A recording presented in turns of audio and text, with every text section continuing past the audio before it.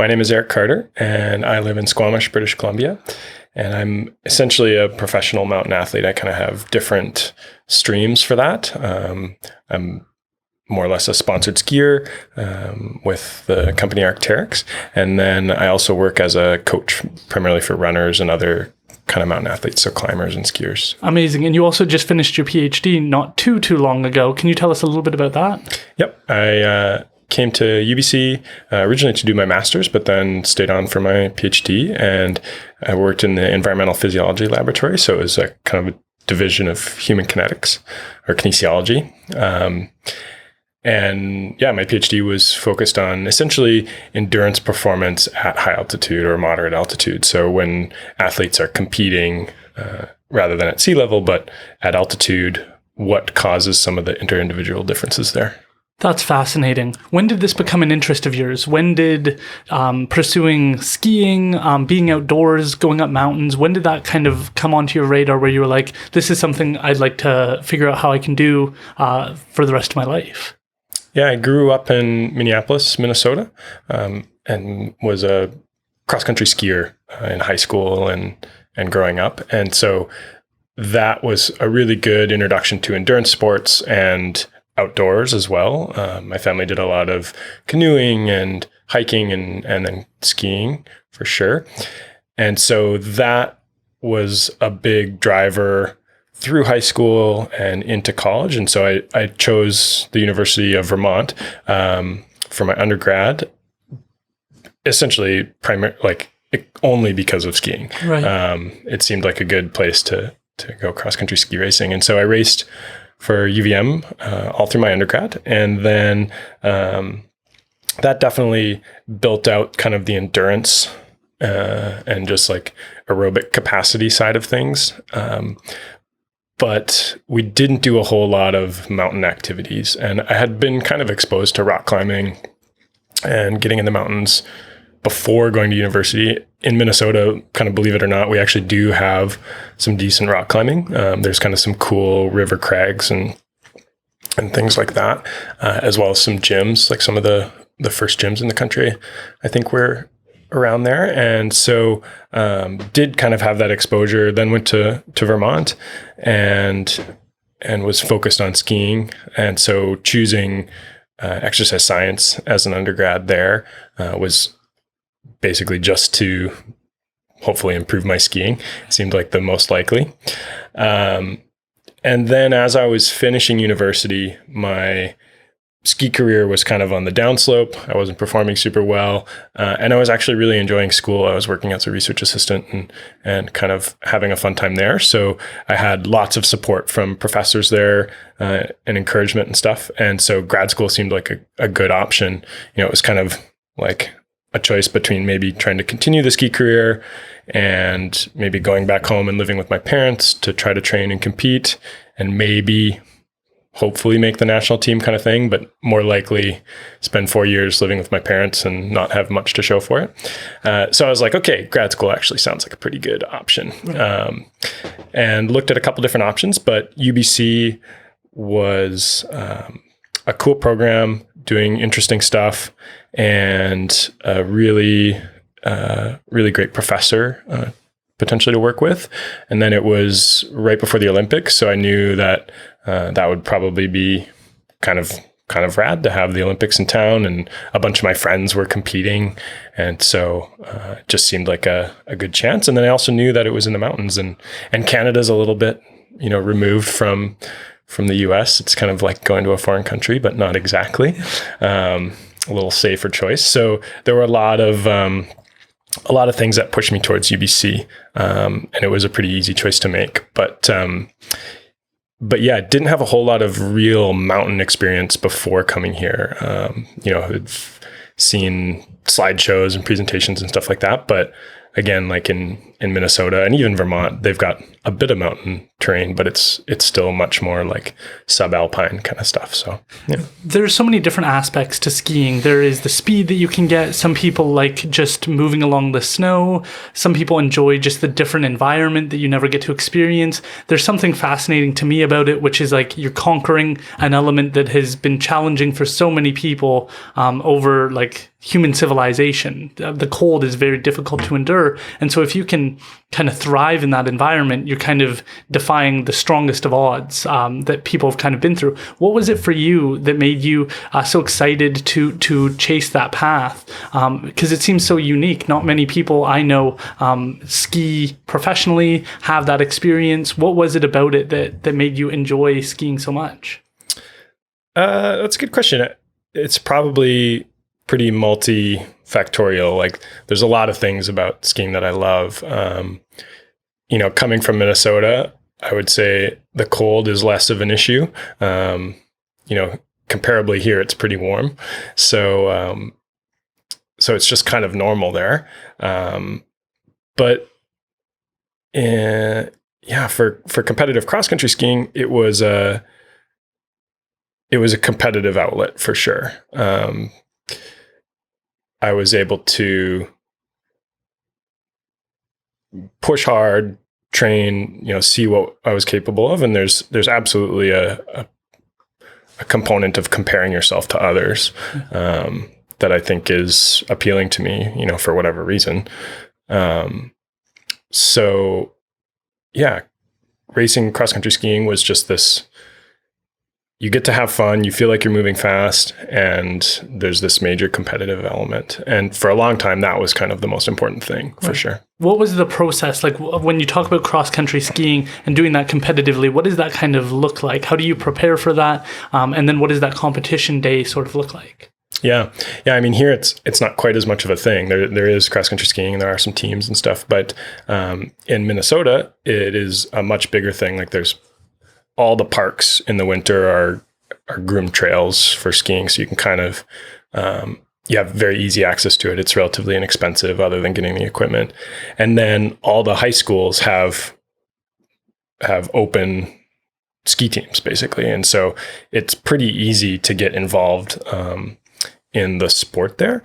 And for me, it was initially kind of, actually one of my better friends in high school was, maybe he was the captain of the ski team or something. I can't remember, but he was an older guy, and he was really into skiing. And so I was like, I just wanted to be him. And so I was like, okay, yep, I'll be on the ski team. And yeah, there's the training component is very similar to like cross-country running or kind of similar sports, mountain biking. And yeah, you kind of progress eventually through racing. And so for me, it was an easy choice then to want to go into university where you have the potential for scholarships and things like that. And just kind of a cool group of people to participate with there. What stood out to you about that person? What made him admirable that you would want to kind of follow in his footsteps? Was there a trait that he had? Was there an energy, something that kind of made you go, this is the person that I admire and I'd like to follow in those footsteps? That's a good question. I would say, just I'd known him. He was like a family friend growing up. And so he was maybe perhaps that kind of older brother figure, I would say. So basically, I just thought everything he did was cool. And that lasted all the way through high school. Not that I would admit that to him anymore. But yeah, he was just an outdoorsy guy, was a good skier, was a good climber, could do all that stuff. And that's pretty common, I'd say, in Minnesota to be like, you go fishing, you go canoeing, all those kind of things. Yeah. Was there a thrill element at all to it? Because you can go pretty fast on the mountain, and there's no bumper rails. There's nothing preventing you from having a serious injury, and people do get injured. Was there at all a thrill element of the speeds that you could hit or anything like that stood out to you? Cross country skiing is definitely pretty safe. You're on a nice groomed path for sure, and especially in places like Minnesota where it's not very steep. But you go fast. You kind of feel like you're flying, especially when conditions all come together. It feels a lot more effortless. When conditions are bad, if it's really wet or warm or anything like that, there's like drag involved. But once everything comes together and you're feeling good, it actually feels really easy. And you're just like, wow, this is awesome. I'm flying. And I think that then goes into like racing and talking a bit about the mental side of things. You get into that, people talk about flow. And so I think a big thing for competitive racers is that when everything is going well and you're racing kind of at your limit, you experience this kind of concept of flow where it just feels like you dissociate a bit and you're cruising along without having to. You're working hard, but you don't feel like you're working in a sense. Yeah, you're almost just, and I think it's also compared to like being in the zone. Yeah. And it's just everything kind of fades away and you're moving at a good pace and everything, all that training comes together in this one moment where you're not so focused on any one thing because everything is sort of coming together naturally. What was that experience like to have that happen to you? And did that become like a research interest of yours at all to try and figure that out?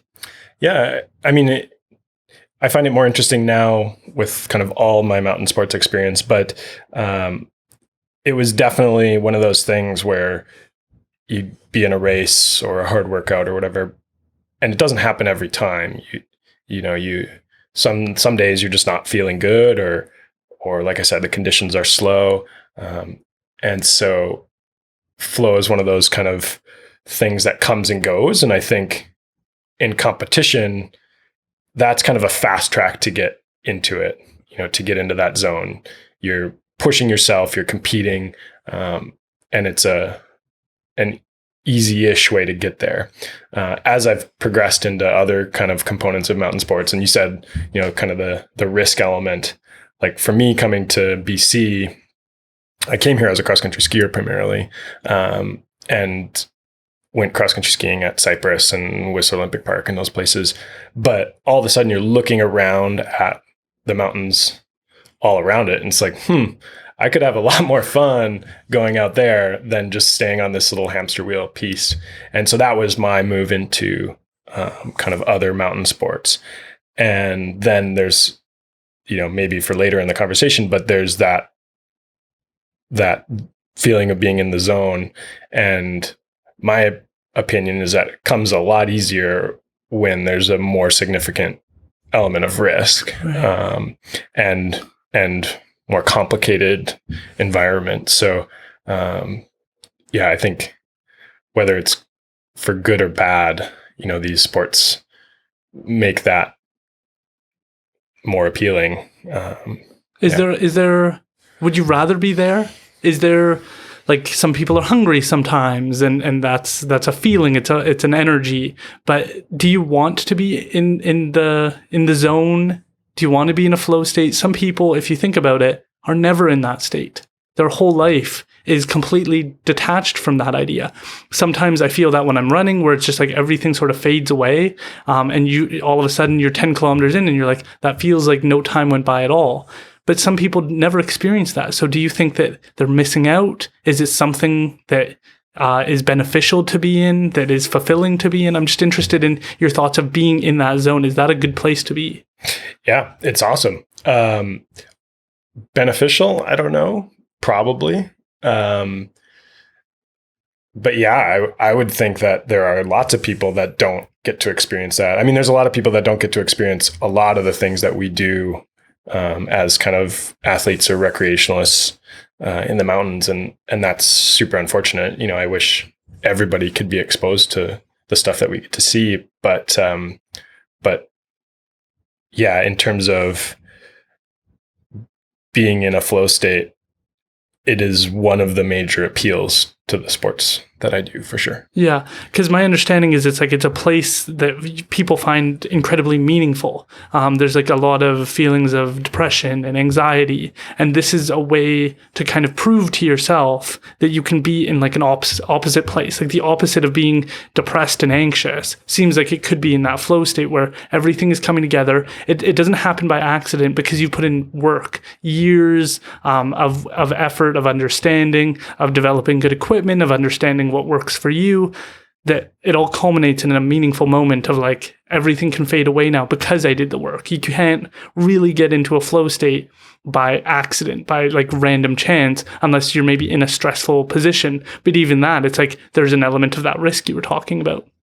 And so I'm just fascinated by the idea of flow because it can feel like a meaningful place for people. And it kind of is the juxtaposition of that anxious, depressed person where it's like, life is meaningless. There's no point to this. In that moment, it's like, the point is to do this well and to do this to the best of my ability. Yeah, for sure. I don't know that it truly has meaning other than the fact that it is a somewhat euphoric kind of state in a way. So it's something that we chase for sure. But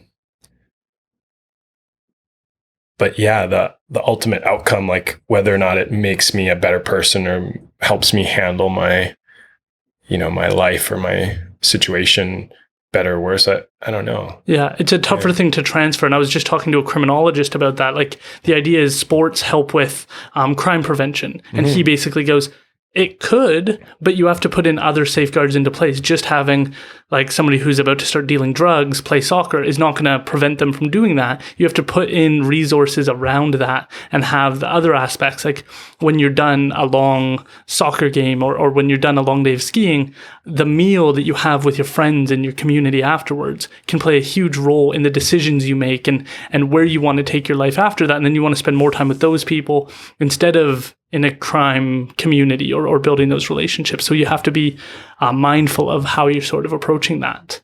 I'm interested, when did the science become an interest of yours? Sometimes we don't always understand how scientific the process of athleticism can be. We kind of disconnect the two. And certainly within universities, some professors get very, well, my mind is everything, but they don't exercise and they don't try and stay fit or healthy. And they think that their mind is so powerful, they don't need to stress about the physical activity. Yet with the physical activity, you've tied that in really well with the science. I'm just interested, when did you start to bring those two together? Yeah. Well, like I said, so when I was finishing university, I was actually really enjoying my program, that I had just selected in order to be a better athlete, but was finding it really fulfilling and a more interesting path at that time. And now in hindsight, I think all of the things that I'm really attracted to are related to like problem solving and complexity. And so whether that's being in a mountain environment or it's working on a research paper, I just like that idea of kind of like piecing puzzles together and doing it in a good style and kind of having this outcome or this product, whether it's a completed day in the mountains or it's a paper. And so I think that's where the attraction is for me, for sure. What have you learned? What are some of the things where you've gone like, this is like a tool that I can add to my athleticism, to coaching other people? What are some tools that you've sort of gained over your education that stand out to you? That's a long question.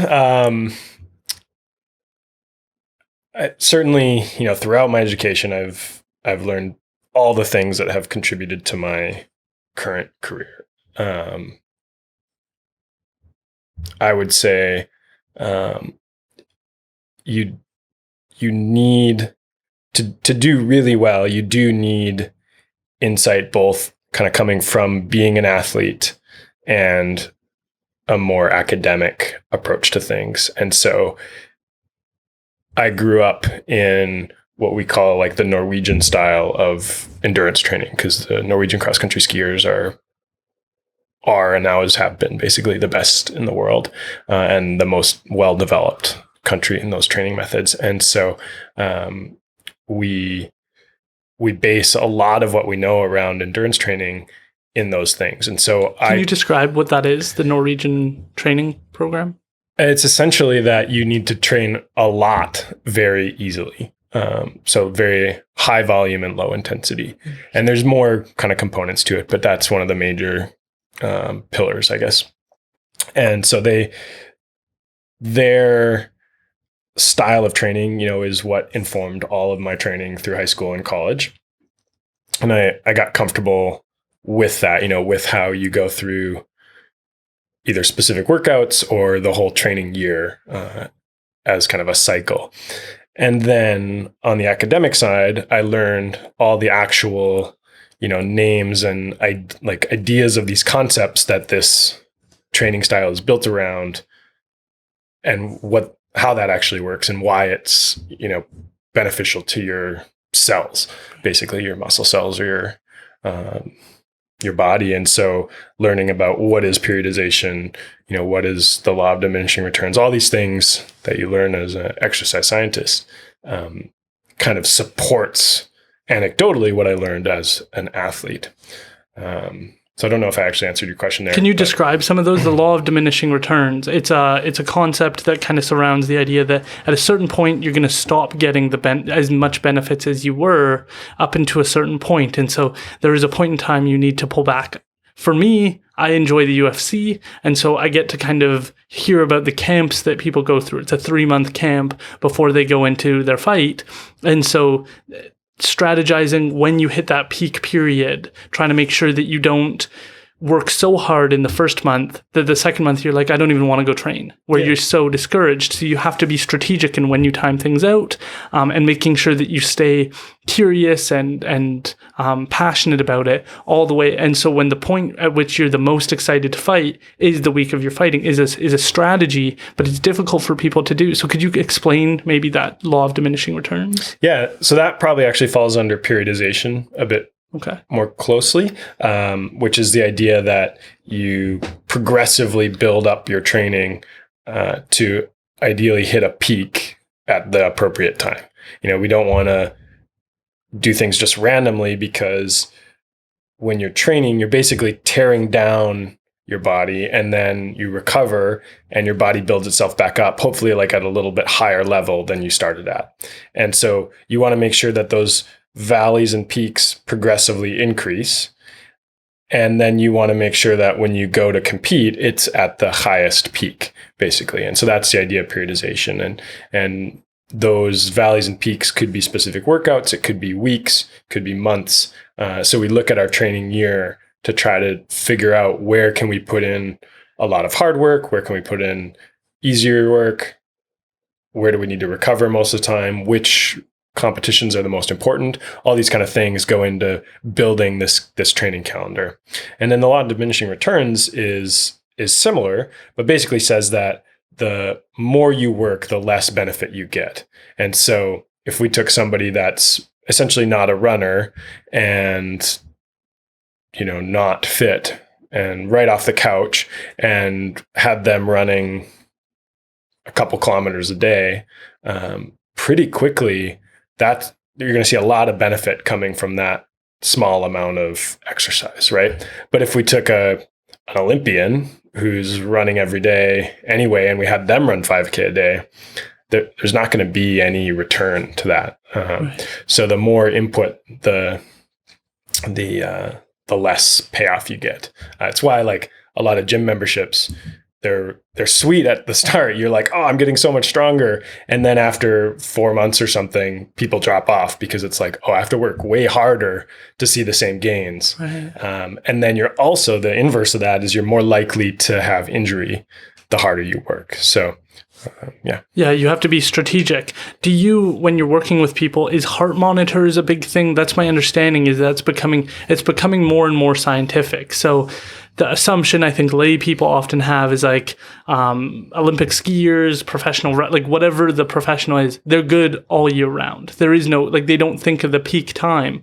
And so from my understanding, they're starting to use heart rate monitors and trying to figure out when those peaks are within the body, and obviously there's a mental component, but that physiological component, I think it's like the Whoop strap tells you like when this is like a light day, like your heart rate does not suggest that you're in a peak time to perform. Is that true? Is this where the industry sort of going?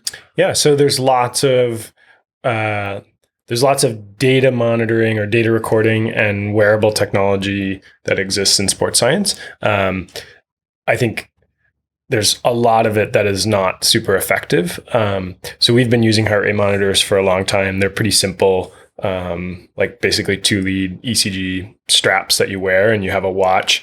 And in the last probably 15 years now, these watches have gotten a lot more advanced. They'll record your GPS track, and then you can graph your heart rate and all this stuff in kind of a really fancy data visualization in your training log, basically. But then there are other wearable technologies and things that look at, I think the one that you're talking about, it basically looks at something called heart rate variability. So when we look at heart rate, you have the beats per minute, and they're at, say resting here, we're at, I don't know, 60 beats per minute. But those beats aren't perfectly equally apart, right? They might have a millisecond between them. Another one might be 1.2 milliseconds. Another might be 0.8 milliseconds, and so on and so on and so on. So there's variability between heartbeats. Right. And then when you average them all out, they're 1 millisecond apart, or 1 second apart. We measure heart rate variability in milliseconds, but 60 beats per minute would be 1 second. Right. Anyway, I'm not a mathematician. No problem. You know more about it than I do. Yeah. So we can actually measure the time between heartbeats, and we can use statistics that I don't totally understand to evaluate the amount of variability. So you could have maybe that 0.2 seconds of variability in the heart rate, or you could have 0.4 or 0.6, whatever it might be. I'm kind of just making up numbers. Yeah. But the more variability that you see between heart rates is associated with more stress on your nervous system.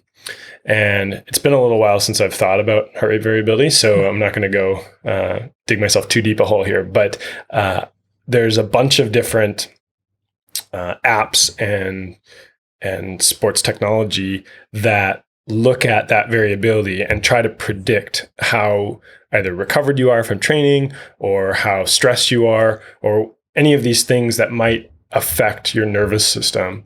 And then that's shown in this heart rate variability. So I think that's what Whoop does, and a few others as well. And I think it's probably useful in some situations, but we also have to acknowledge that there's a lot of different stressors that affect our nervous system. So we talk about that a lot with training.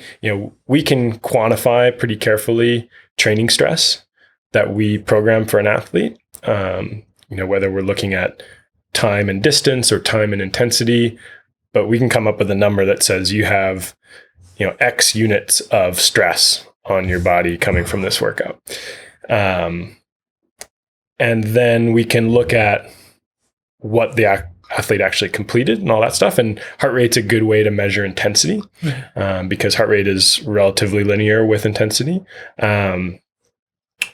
But there are all sorts of other things that add stress to your body. And so that could be, family life. You got to take care of kids during the day. Could be work stress. Could be, major life events like a death in the family or something like that. Not sleeping well adds stress or prevents recovery. So all these other non-training stressors really affect how valuable the training stress is going to be. And so we talk about that a lot with our athletes in like, okay, you're having a hard time completing the workouts. What else is going on? Or we're not seeing the numbers, that we want to see completed now. What kind of accounts for that? Because you should, based off your training level, you should be able to accomplish this. So what's going on?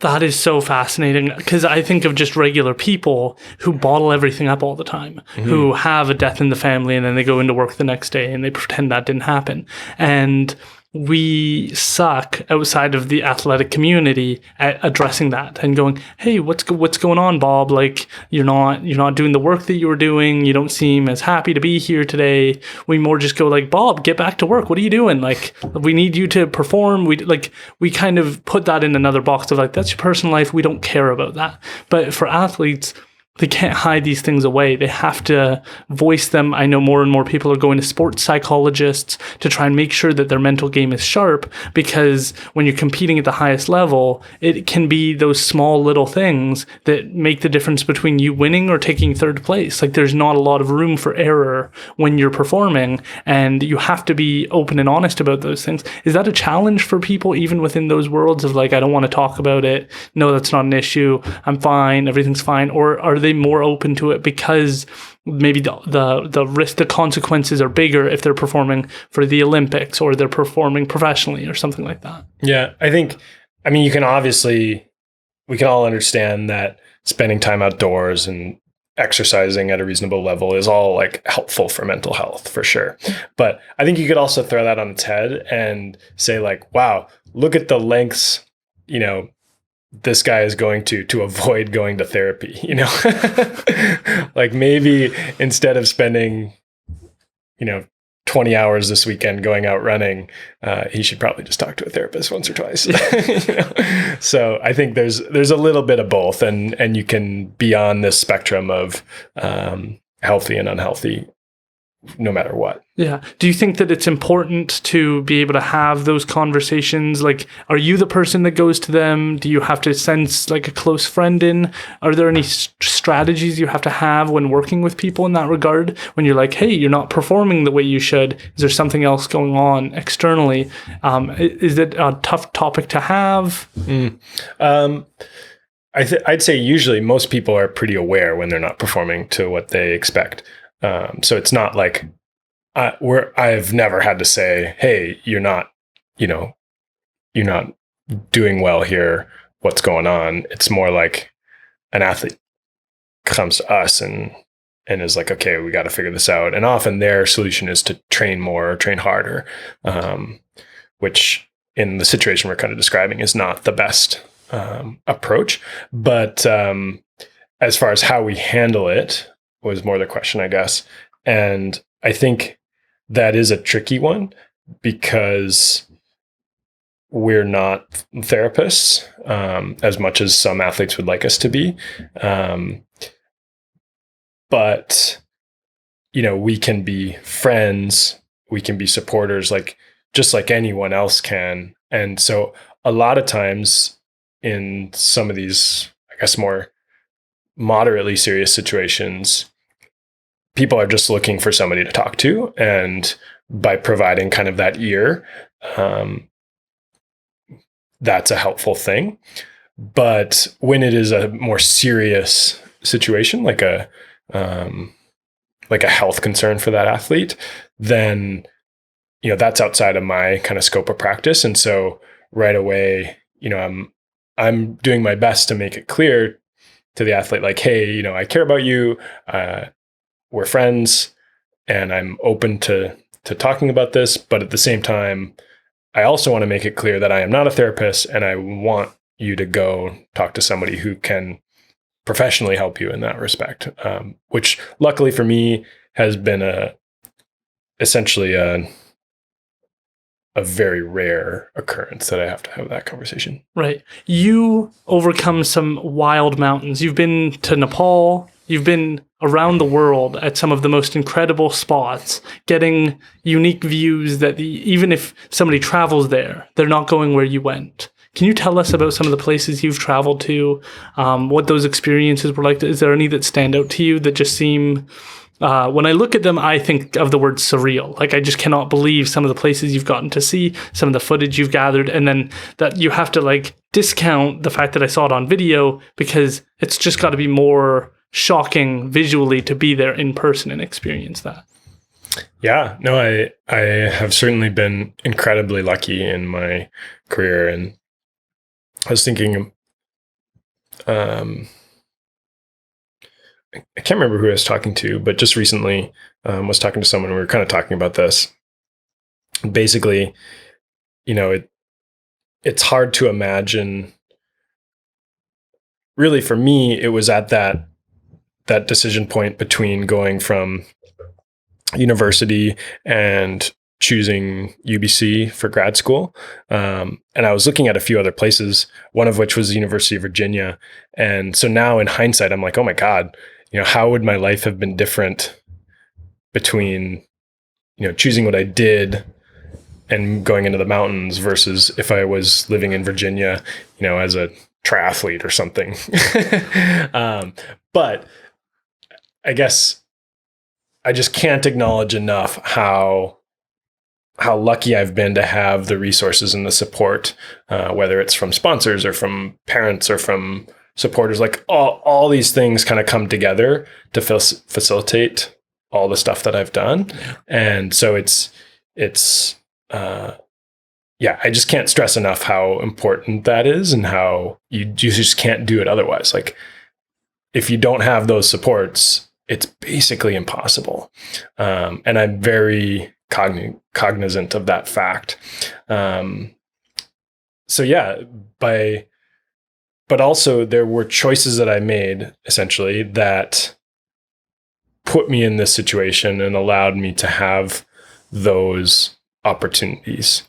I'm not currently working in academia after finishing my PhD, right? Like I could have chosen to go that way, but instead, I wanted this more adaptive and flexible life that comes with being an athlete. So there's lots of those choices along the way as well. But it has all allowed this like incredible opportunity to go crazy places and do different things. And I think competition is a really good facilitator of that. When I was racing cross-country skiing, certainly got to travel quite a lot. And then from there, I transitioned into ski mountaineering racing. And so raced on the World Cup for 4 years, kind of 3.5 because of COVID. And that took me even more places internationally. And so I think that's one of the really cool draws of competition is there are competitions in cool places and there are cool people that participate and you get to go do that and you make friends. And then all of a sudden, you have friends in Norway and in Iran and in France and all these cool places. And then it's like, well, yeah, I would go visit, my buddy in Norway or whatever. So I think that's a really cool thing. And you asked what the appeal to competing was. I think that's a big one is you go get to go do this cool stuff in cool places. The one downside to competing, and I've been thinking about this a lot as well lately, is you spend all this time training and it could be on a piste as a cross-country skier. It could be skinning uphill at a resort as a ski mountaineer. Could just be in a gym, whatever. And you have these beautiful mountains all around you. And I remember I was living in Chamonix and there's a small kind of ski resort at the end of the valley called Les Ouches, and they've got the piste that you're allowed to train on. And from that, you can kind of see the whole Mont Blanc range. And it's like spectacular views, And so I spent a lot of time that year skinning up and down this piste, looking at these amazing mountains. And so it was kind of a funny thing where I still did get to go do a lot of cool adventures that year, but I was like, oh my God, like there's so much more to do here than what I'm doing. Like I'm just kind of doing this hamster wheel training thing and not getting out and skiing steep lines or taking summits and things like that. And then you go to a race and the week before you're not doing a whole lot, you're resting, kind of taking it easy and preparing, maybe getting your gear ready. And then you show up and you're like in a hotel in this beautiful place, but you're like resting really hard in the hotel, feet up, that kind of thing, try not to walk around too much. And then you get up really early in the morning and you go to the race and you get to like say hi to your buddies and it's really exciting. But then you start racing and it's like heads down, working really hard. And there's certainly enjoyment to that, but you finish, and that's usually where the community kind of vibe is at the finish. Everybody's there. You're all like kind of happy from the race and tired, exhausted. Exactly. And there's like a good community vibe there, but then pretty much everybody goes on their way. And then a lot of times for me, I can barely walk the next day kind of thing. And so it's like, it's not like I'm going to be doing some cool adventure in the next few days. And I find that such a funny thing because we use races almost as a community event, especially when you're not professional. If you're just an amateur racer, you're not getting anything of value, or let me rephrase that. You're not winning anything. You're not making any money. The benefits are all kind of intangible experiences. Yeah, totally. And so we go through this like kind of difficult and painful process. For what reason? And the main reason is community. Yeah. It's because you want to see your buddies, you want to have this experience together.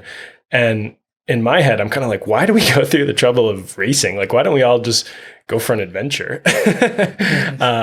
And there's of course like reasons and answers to that. And there's that competitive component and all those things. But I do find racing to be this kind of funny thing. And so now I've wandered way off the question. Ski mountaineering, where have you gone? Where have you been able to do that? And Can you explain what ski mountaineering is for people who might not know? Yeah, totally. So cross-country skiing is kind of what you imagine like your grandfather's sport of like walking in the snow on skis. And then there's the racing side of it. And then on the other end of the spectrum, there's alpine or downhill skiing. And that's like obviously huge in the world. Downhill racing is pretty big, but it's just the downhill component. You're riding the lifts up. And then in the recreational world, there's ski touring. And so that's where we have what are essentially downhill skis with metal edges. So you can actually ski downhill just like an alpine ski, and you have a big solid plastic boot. But then they have bindings that are essentially hinged at the toe, and they unlock at the heel, so you can walk uphill. And you use used to be a sealskin, but now it's made out of like fake mohair basically. So it'll slide one way, and then the skin will grip the other way like a carpet, and that allows you to walk uphill without a ski lift and then ski downhill somewhere else. And so ski touring is kind of this unlimited jack of all trades. Yeah. And it is the original skiing. Like it's what skiing was before there were lifts, before there were groomers, all these things that now we think of skiing. Actually, ski touring is skiing. So then you can kind of parse that out, and there's competitive ski mountaineering. A lot of people call that skimo, and that is the racing form of ski touring. And so you use much lighter equipment that's basically built for going uphill, and it's an endurance sport. Typically, like a World Cup race would be about an hour and a half long, and there'd be probably 3 climbs and 3 descents. And often they're off-piste. They're not in a ski resort. Sometimes they're kind of on the periphery of a ski resort, but they are typically more wild than you'd think of as like a downhill race. There's no gates. There's no fences, things like that. You're going down a steep couloir, a steep face. Skimo, how far do you go? What is the distance? Ooh, good question. It honestly just varies so much because of the terrain. Depending on how flat or how steep it is, you might actually not go that far. So the races are typically more timed. But I would say you probably go like 15 to 25K in an hour and a half race. Wow. Which, when you think about it, half of that is like gliding. So it's a little different from running. But the other half is like climbing a mountain. Walking up, yeah, for sure. How hard is that? It's kind of akin to hiking. Yeah. Especially racing, you have really, really light equipment. like my skis and boots for racing are probably lighter than a lot of people's hiking boots if you got old burly hiking boots. And then the track itself is prepared, so you're not breaking trail in fresh snow or anything. And so that is the competitive side. And then on the more adventure side, you have what I would consider kind of actual ski mountaineering, and that is ski touring in the mountains with a technical component. There's not a competitive component of it, but it is just going in the mountains and climbing and descending those mountains. Fascinating. So where have you gone? Because again, you've been up some wild mountains in like Nepal. Can you tell us about where you've been and what it's like to plan a trip like that? Like, some people will never go to these countries. Some people will never leave their city, their province.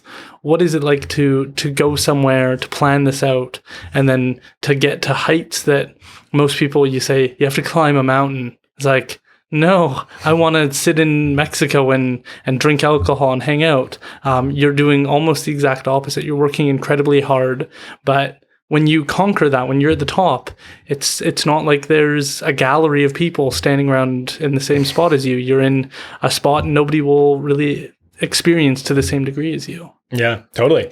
Places I've been. Sorry, we keep getting far off that. So when I was competing, I spent 3 years or 3 winters, I should say, living in Chamonix in France, and that's a really great place to be in the mountains and get to do cool stuff. So even while I was training, kind of longing for the mountains, I still got to go out and occasionally and do fun days around Mont Blanc.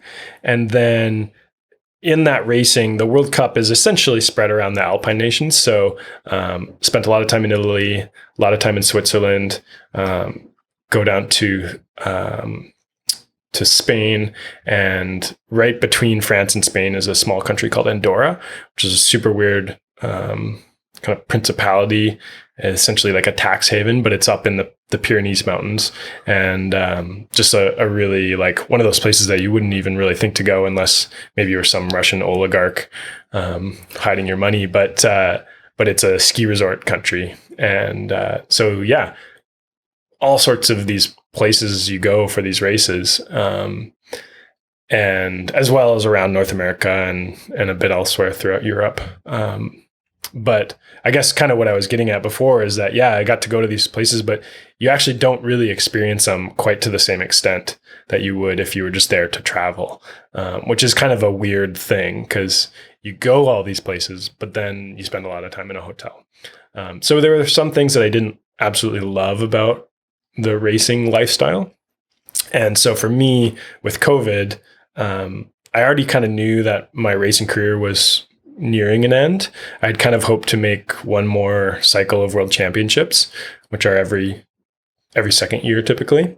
But COVID shut everything down. There was no racing in North America. We couldn't travel. And so that at that point, it was kind of an easy end to the racing career. And that's when I've pivoted more towards adventure and just actual ski mountaineering as kind of the goal of what I do. And that's definitely taken me to some unique places, whether it's in Canadian Rockies, in Europe. Haven't been to South America, went to New Zealand, India this spring, and then really like a lot around the coast mountains of BC.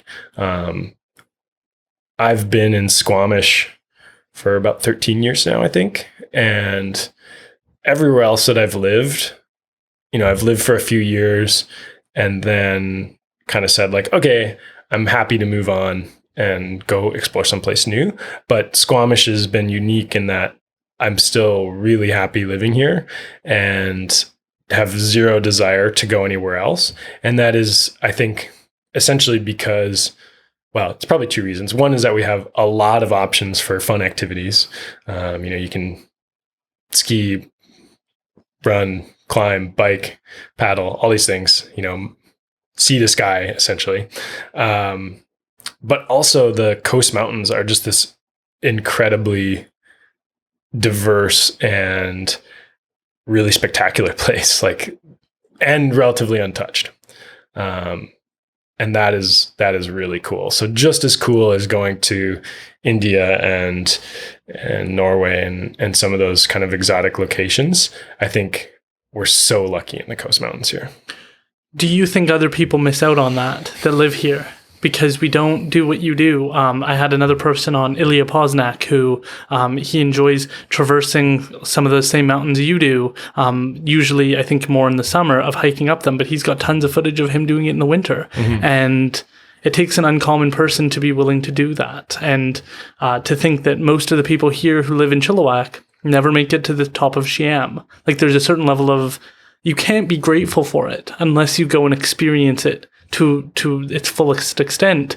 And it seems like we're very proud in BC, a lot of us, of where we live, mm-hmm. but we don't get to experience maybe the pinnacles of where we live. Like, I don't think many people get to go to the top of some of the mountains you've gotten to see. And as you said, they're relatively unexplored, which mm-hmm. seems wild. So do you think that maybe sometimes we don't even realize what we have in our own backyard?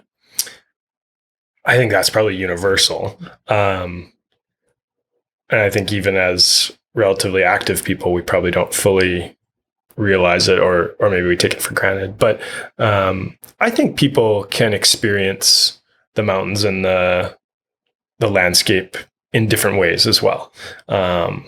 Maybe we don't all need to go to the top of Siam or, the Tantalus Range, those kind of things. But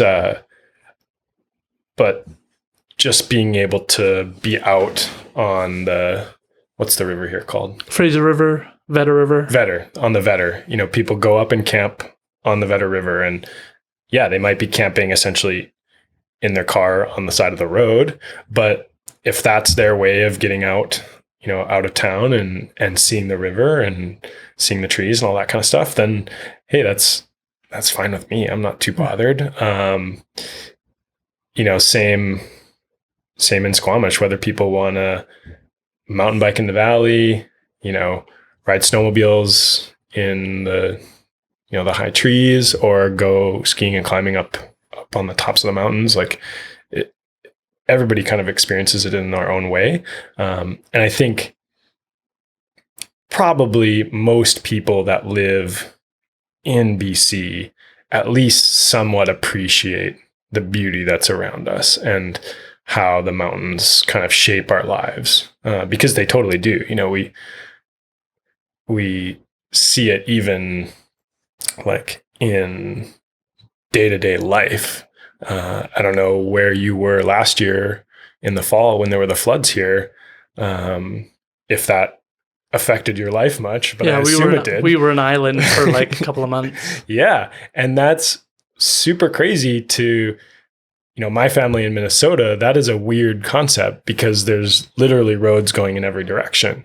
But here we have a road going west, a road going south, and a road going north, right? And they all got cut off because of what was happening in the mountains, because of floods and landslides and stuff.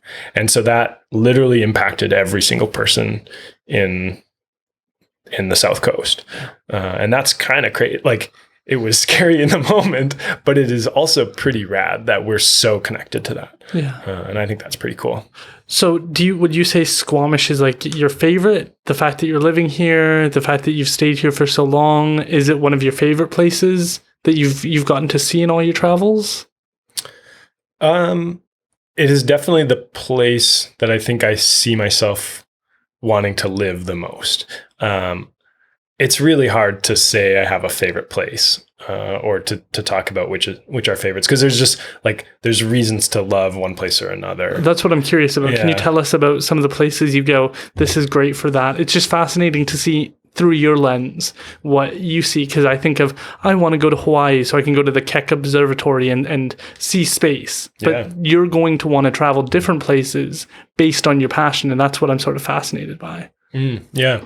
I mean, Chamonix certainly has a place in my heart, having spent a lot of time there. The access to the mountains is unparalleled. There's cable cars and high roads. And so you can wake up at a very civilized time, go to cafe and have your morning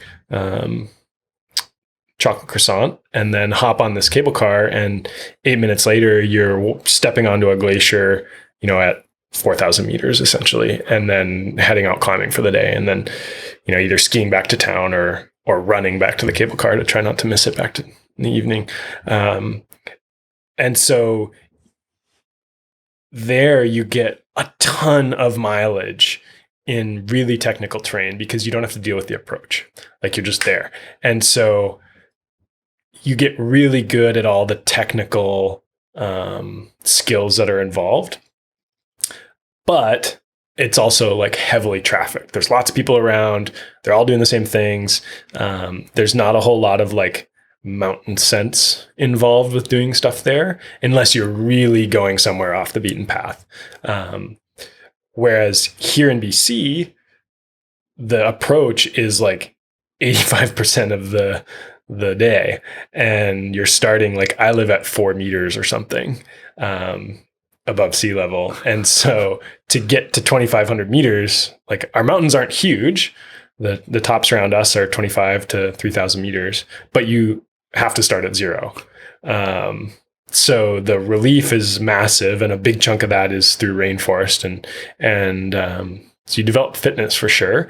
And then when you get up in the mountains, the mountains themselves are much more wild. So you don't see other people as often. The anchors that we use to like establish ourselves on the rock and the ice, they're not already there. They're not established. We're building them.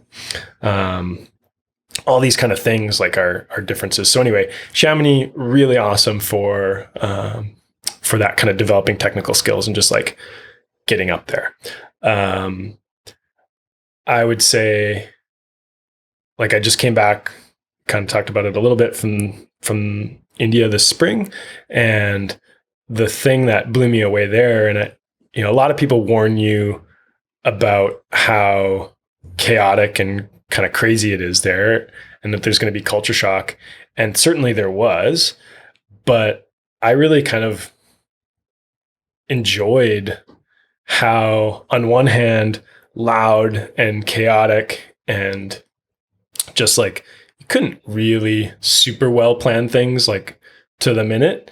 There's just so much going on, and you had to kind of go with the flow. But then on the other hand, people were just like, there was a whole lot of chilling going on. It was just like lots of people hanging out on the side of the road, doing their thing, whether it was in town, whether we were in villages. It just seemed like a lot of people weren't in that much of a hurry. And then everywhere we went, it was like, oh, come in for tea, let's hang out. And so it was very slow going because everybody wanted to talk and everybody wanted to just hang out. And it was nice. It was like, oh yeah, like we can take a half an hour rest here for sure. Why not? Can I ask you about that? That's one area within skiing, the mountain experience that's somewhat, to me, unique. When you talk to people who have essential oils to try and stay calm, personally, I find those people to be the most stressed out all the time. Like, when you see them always grabbing that stuff out, it, to me, doesn't seem like it works very well. But then you see the gym mentality. Often those people are stronger, fitter, but they're more aggressive. They've got a little bit more fuel in the tank on average, I would say, of like wanting to show they can lift the heaviest thing or move the heaviest object or do something uncommon. The skiing community, the snowboarding community was some of the most relaxed seeming people out there from my perspective. When you go into a ski lodge, it's a lot of chilling out, it's a lot of relaxing, burning a lot of energy during the day if you're skiing, and then having that chill time. It's a unique vibe because, again, when you think of going to Mexico and tanning, it's like it's a different energy of relaxed. I'm just interested, is that something you see? Is that something that's common among the community? Or am I just getting maybe a biased sample from here in BC? Maybe a little bit. Yeah, BC is a pretty chill place. I would say with a lot of mountain sports, or a lot of the mountain sports that I participate in, patience is a benefit, and you can't really rush things. And I've seen Well, let me back up a little bit. I think when you look at trail runners coming into skiing and climbing, trail runners often bring a lot of fitness and just like they're able to get places, right? But skiing and climbing have this really technical component, and pure fitness or power isn't going to get you where you need to be, get you through that technical challenge, perhaps, as much as maybe just finesse and patience. And so I see a lot of runners jumping on skis, and I was describing the skins on the bottom of skis. You know, they slide one way and they grip the other way, but if you push too hard when you're gripping, they'll slip.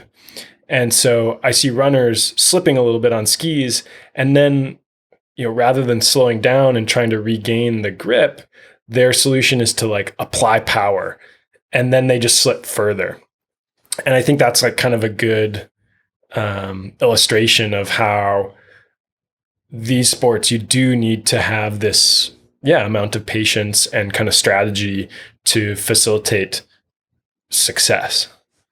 The calm, the other part is like, I've never done a double black diamond or anything like that. That seems crazy to me. Part of me, when I get to go skiing, is just being able to go to the top of a mountain and just enjoy my way down and just take in that view and go, this is, people paid millions of dollars to have that lift up, invested a lot of money in order for me to just soak this in. So I know there's people who are like, I've got to do the double black diamond and get to the bottom as fast as I can and do all those crazy things, and more power to them. But for me, it's just soaking in that like experience of like, how many people get to come to the top of this mountain? And coming from a financial background where we were in poverty, it's like, this seems so unlikely. And skiing and snowboarding, they're definitely higher end experiences. You don't just kind of have an extra $20 in your pocket and end up on a ski hill. You have to plan that and invest in a hotel and usually take that kind of path.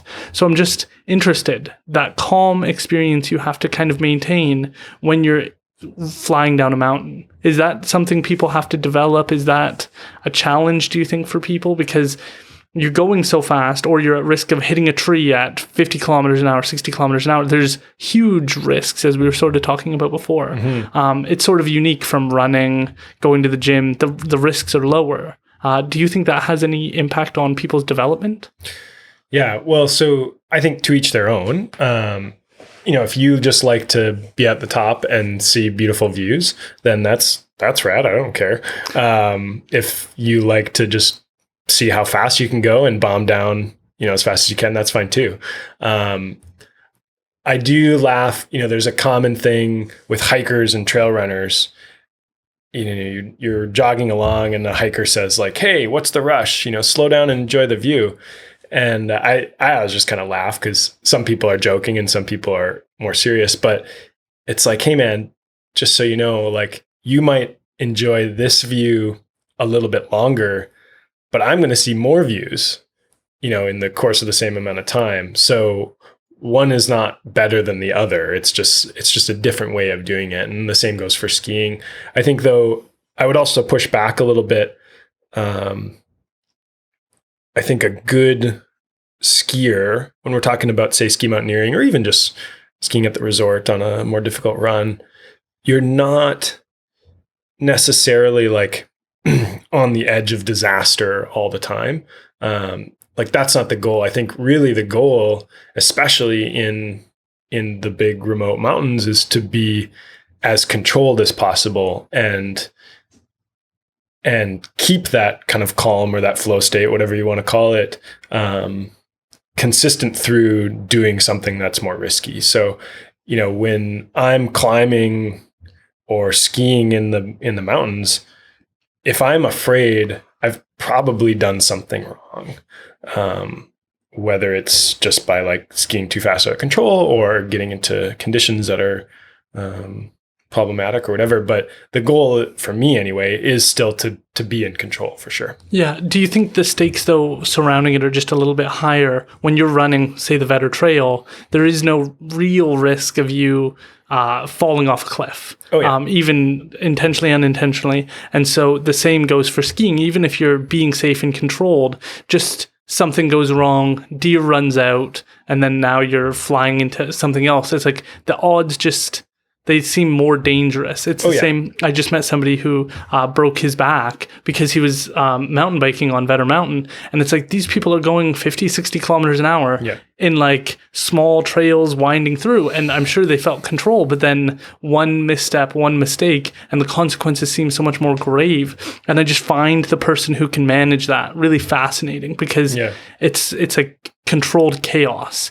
and a lot of the time you got control, but that one misstep, it seems like there's a lot more bravery, I guess, involved, or a sense of courage to be able to be comfortable in those environments where we're in a time where we want everything to be incredibly safe, and I know, but like bumpers on everything to keep people safe. And there's a sense of bravery to do that and say, I'm going to be controlled and responsible, but there's going to be a little bit more risk involved. Yeah, no, I think for sure, like, mountain sports are risky. Steep skiing, ski mountaineering is exceptionally risky, like, no question. And there's an appeal to that. And I don't know what exactly that is. Like, before we talked about problem solving being a big appeal, but then you have to connect that to risk, because I like doing puzzles, but I'm not going to make a career out of doing, a puzzle on a table.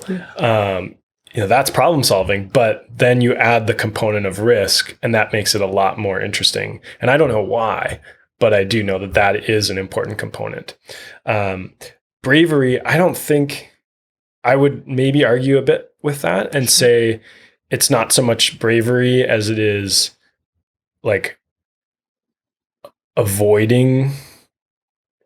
It's like risk avoidance, or what's the word that I'm kind of looking for here? But risk management. Yeah. You're trying to avoid those situations where you do need to be afraid or you do need to be brave. Because if you're having to be like, okay, I'm just going to go for it and rely on bravery, then you're not actually in control at that point. So it's more about control than about bravery. That's a trip, though, because you think of, I'm going to take, to most people, this big risk, and I'm going to do it the safest way possible. Mm-hmm. Like, that's such a... I know, it doesn't make sense. It's like, it's fascinating, though, because it goes back to my thoughts on, like, being in the extreme cold. I don't know about you, but I love, and this is very counterproductive, but going on, like, when it's 40 degrees outside, going for a drive and blasting the AC. Mm-hmm. I like the controlled, like, it's hot outside, but I have control over it. Sure. And it's the same, I think, oftentimes with the cold, is it's freezing cold, yet I have all the gear, everything I need to be perfectly room temperature and not to be bothered. And to me, that's like the ultimate human endeavor, is because there was a point in time where it was so cold, people would die and freeze to death. And when you can control the largest outlier experiences, the biggest risks, and you can have complete control over that, it's something about it that means a lot to us. To be in an outdoor pool on a very hot day, there's something we love about that. There's like a pride, but it's because we're taking the environment and beating it at its own game. And we're completely showing it that not only am I not hot, I'm cool in an environment that makes me very uncomfortable. And it's the same with ice cold temperatures, and people are skiing down the mountain having no issue, and then going in and having a nice fire and being cozy and warm. And it's like, it's freezing. And if you were to live out there, you'd freeze to death. Yet here you are, relaxed and comfortable. I find it like part of the human endeavor is to find those moments. But maybe it's not so much beating the environment, but it's the self-control to sustain yourself in those environments. Like, people talk about like conquering mountains or whatever. And I think, that, like, I always roll my eyes a little bit when somebody says that.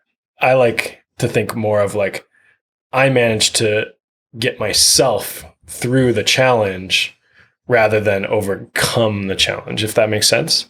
And so, like, all this stuff is inert, the mountain, the couloir, the rock, the weather, it doesn't care about us. we're of no consequence to the cold, but how we respond is kind of the interesting and controllable component there. And so that's what I think is more of the factor or whatever. And so in terms of like taking risk, it's like a totally arbitrary, like exposing oneself to risk for some reward. And you can't overlook what the rewards are to these risks, and no matter how much people talk about like, oh, I just do it for myself and, I just love being out there, but there are actually like extrinsic motivations and rewards, and certainly, whether that's like glory or adoration or money or whatever it might be, you can't ignore that is a component as well in motivation. But I think still how much you desire that intrinsically, like you can also have both motivating factors, extrinsic and intrinsic. And so for me, like I find this problem solving in a risky environment really motivating no matter what. And I would do it to a certain component as much as I could, regardless of the extrinsic factors. But I'm also really appreciative that somebody like Arc'teryx sees value in that and wants to pay me to participate in my sports, not necessarily to take risks, but to be involved in the sport. And so, I would say,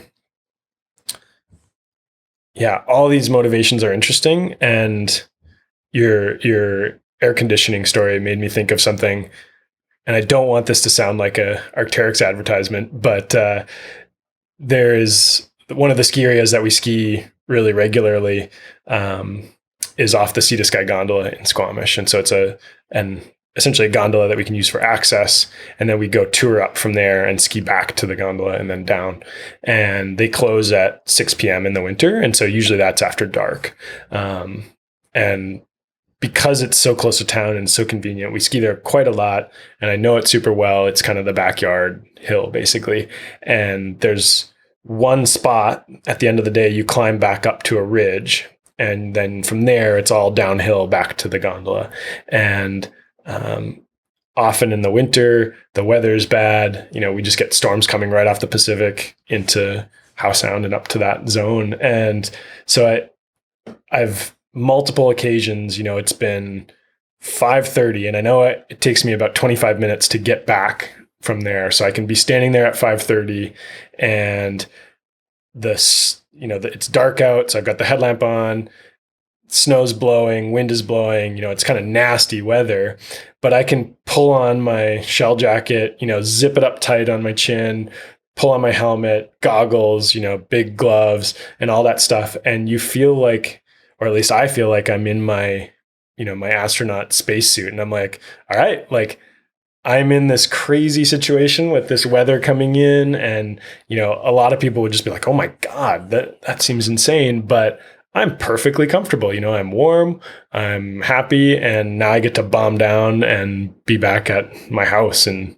45 minutes kind of thing. And so it is funny. Like I do know what you mean when you say that. But I think all these swirling motivations just kind of depend on the person, and all of them are valid, like whether it's intrinsic or extrinsic or what. Yeah. What benefits do you think you get out of it? Because there's sayings like man cannot live by bread alone. The idea behind that is like just eating enough food is not going to mean anything to like your soul or to the meaning of your life. Mm-hmm. There's other ideas like Dostoevsky talked about the idea that if we had everything we needed, if we just had cake and bonbons and we were able to just busy ourselves with the continuation of the planet, we would, as humans, destroy it all just for something interesting to do. Mm-hmm. Like it isn't enough. And we're in this weird time where we want things to be 100% easy and there should be no barriers in place. Yet, as humans, we want a certain amount of barriers. We want a sense of like, okay, there was this thing in my way, whether it was I needed a better grade to get into university, so I have to fix that. We need little barriers in our life in order to give us a sense of purpose, a sense of role, and we can't just have no problems. Because we as human beings enjoy problem solving. That's why the tech community is so thriving, is because they're constantly going, oh, there's this small little adverse effect. Maybe we can make a whole app out of it and fix it. And that's the passion that people seem to have. And it seems like you found a very unique area of problem solving. And I'm just interested into how do you look at some of these going up these mountains? What is the process to get to the top? How long does that take? Is there a mental battle you ever have to go through? What is sort of that journey like? Yeah, no, I agree. I think, obviously we could fly a helicopter to a summit if we just want to see the view. Yeah. Like there are much easier ways than touring up or hiking up or any of those kind of things, or, why climb up the steep rock face when you can walk around the backside of the chief kind of thing. And so why do we put ourselves in those situations that unnecessarily? I don't know. I think again, it rolls back into that problem solving, and I think people have definitely, hypothesized that early humans were hunter-gatherers, right? And they experienced these situations, and now we have some evolutionary kind of like drive to be challenged and to take risks and all that kind of stuff. But I don't know. I think in the end, it probably doesn't matter too much. The really interesting one, just on that note, is psychopaths. I just heard the argument, like, why would we still have psychopaths today? It's like 1, I think, out of 1,000 people is a psychopath. The argument currently is that you get one community, and this is obviously hunter-gatherer times, that would need to go pillage another community. Within a BC context, my understanding was it's the Kwakwaka'wakw who almost wiped out all the Fraser Valley First Nations, starting with the Kwanlin. And they were killing people, taking wives, taking them back up to their community, taking children. And so you have to, in those communities, you have to have somebody who's willing to go all out and then not feel the remorse afterwards. Sure. And we don't need that today, but isn't that fascinating that may have played a role? Obviously, we don't know, we weren't there, but it's fascinating to think that maybe at one point in time, those people played a role. Yeah, no, totally. I think that's, I don't know. I'm not an evolutionary biologist, but I think there's probably, you could make a good case for it. And it's interesting to think about in a lot of different situations. Yeah.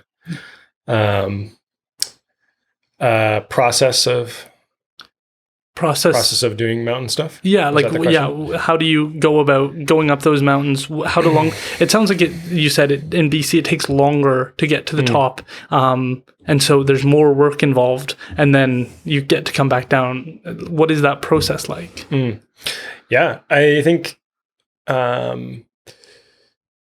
early in kind of a mountain career, say, you spend a lot of time just trying to familiarize yourself with a place and just like learn how to get into the mountains. You're reading guidebooks and like figuring out how to get to a trailhead, and then how that gets you, you following a described route to a summit, and then it's like, oh wow, this is amazing.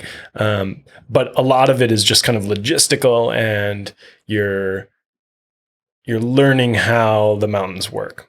And then there's a point in your career where you start to like realize it's not always about following that same path or the description in the guidebook or on a website or whatever, but you're recognizing, oh, there's a ridge over there and another summit in the background, and how am I going to get there? And then it's doing more research, whether it is, reading other reports or looking at maps or just going around and exploring, like driving up a logging road and being like, oh, no, this, just turns into alder. And so all of a sudden your perception kind of starts to open up. And I imagine like the video games I played when I was a kid, there was like the little map of where you're running around. And when you start, it's all kind of gray. You haven't seen anything. But then as you run around, that map gets more and more clear. And that's the same thing happens in the mountains. Like you first say move to Vancouver and all you see is the North Shore Mountains. And so you're like, well, I guess I'll go check out the Grouse Grind. And you hike up and down that and you see Cypress and, you look back and you see the deeper North Shore Mountains. It's like, oh, wow, that's pretty cool. Like there's some interesting looking peaks here. It's not just trees. And then you get the guidebook and you explore a little bit more and a little bit more and a little bit more. And pretty quickly you're going up in Squamish and Whistler and Pemberton and Chilliwack, Hope, and you've really built out this mental map. And that's kind of how I think about my mountain activities as well. And it's funny because on one hand, that's what draws me back to places. Like I like to go back to Chamonix because I'm finally starting to feel like I know the place. When you first go there, it's just like super overwhelming. And all you can do is like, okay, well, what is the most popular thing? I guess I'll go climb that. I guess I'll go ski that.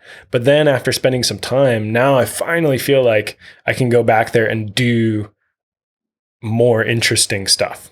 And the same goes here. That's what keeps me in BC in Squamish is that the more I look, the further I go, the more opens up around. And that is even the case, like really locally in Squamish. The big peak, like the volcano in town there, Mount Garibaldi, is this crazy feature, like multi-summited volcano. And every year I go back and find some new portion of it that I haven't kind of checked out before. And I just think that's like the coolest thing. Yeah, that is really interesting because so many people, they get familiar, and I think it's what brilliant artists do is they're good at showing you the beauty in something you already recognize. Because you can go like, well, I've seen the Fraser River before, but did you get this angle? And did you see the light glisten off at sunrise or sunset? Like there's a beauty in something, and when you're able to learn more about it and start to almost like develop a relationship with it where you understand that it's a complex thing that's been here for thousands of years and will be here for thousands of years after you're gone. It's a good mental exercise that kind of builds in humility.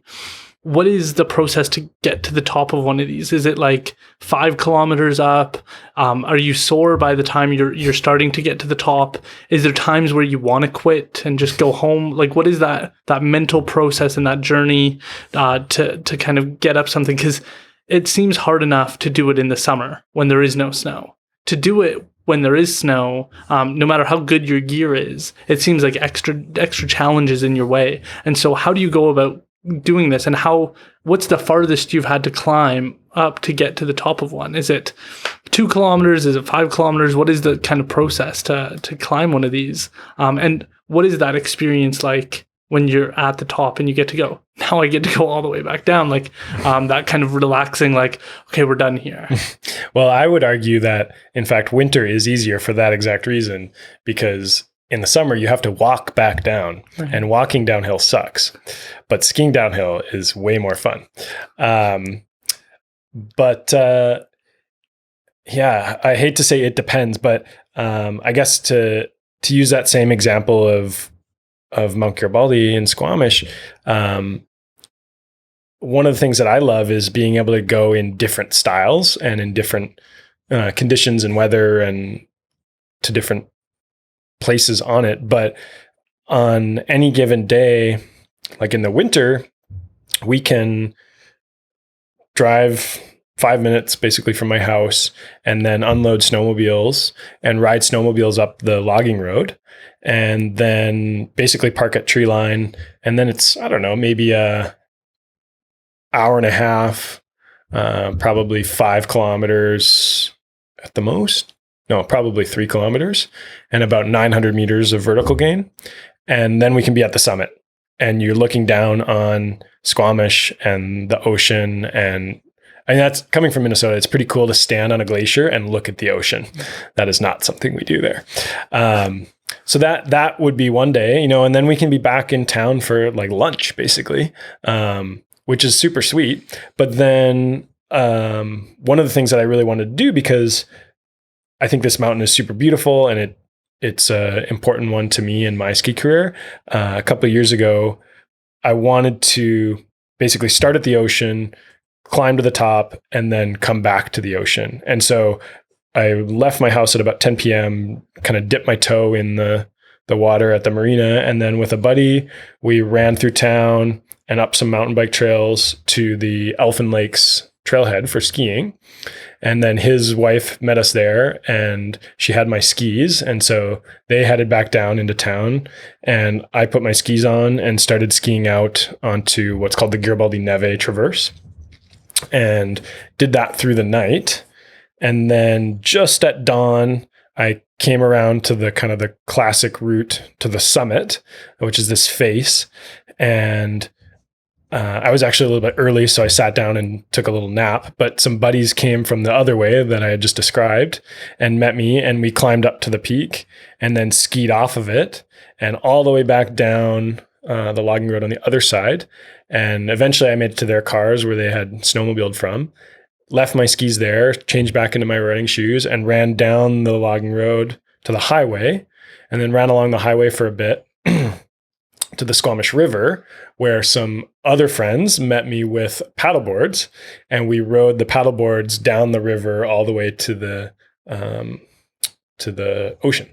And so it was like this really cool loop where I got to see I got to do all the sports that I love to do, which is sweet, but I also got to see every kind of stage of terrain going up the mountain. So everything from ocean estuary to essentially rainforest, and big trees and all that, and then high alpine skiing, and then back down.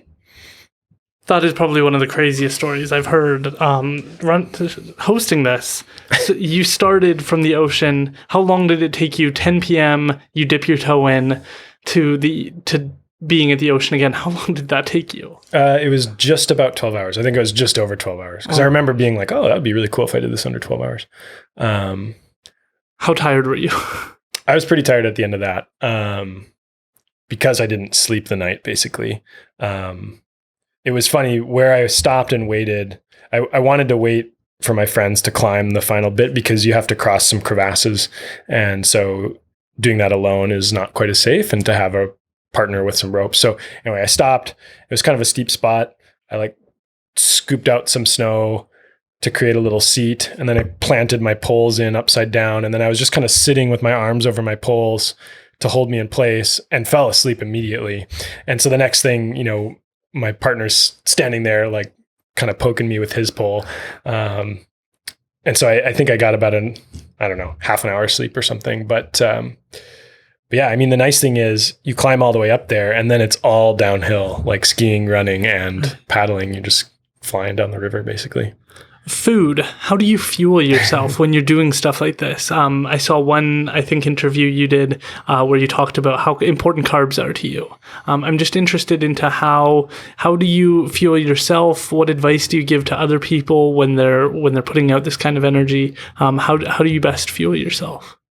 I've kind of, I've coming from a competitive background, I've been through the whole trying to optimize fueling as best as possible. And so I have a pretty good handle on what works for me in terms of what I eat on a daily basis. And I don't really like to really count out nutrients. I don't want to be figuring out how many calories or, this percent protein, this percent whatever. I find that to be, I just enjoy eating. So when I have to really analyze it, that kind of takes some of the fun out of it. But over that time, mostly through trial and error and kind of using the experience of others, I've settled on what does work for me. And that in the mountains, that is having a lot of kind of readily available energy in the form of, bars and other kind of carbohydrate foods. For actual mountain activities, like longer days in the mountains, I like to have normal food with me. It's a lot more fun to have a slice of pizza than be eating gel packets and stuff. So whether it's pizza or burritos, like I try to pack some real food for sure. That's the most important thing for me. Interesting. Yeah, because you burn probably a crazy amount of calories that at that point in time, it matters just about refueling yourself no matter what than the exact things. And then on those days you want to be focused, it sounds like you've just kind of grown a deeper understanding of the best foods to eat for you. Totally. Yeah.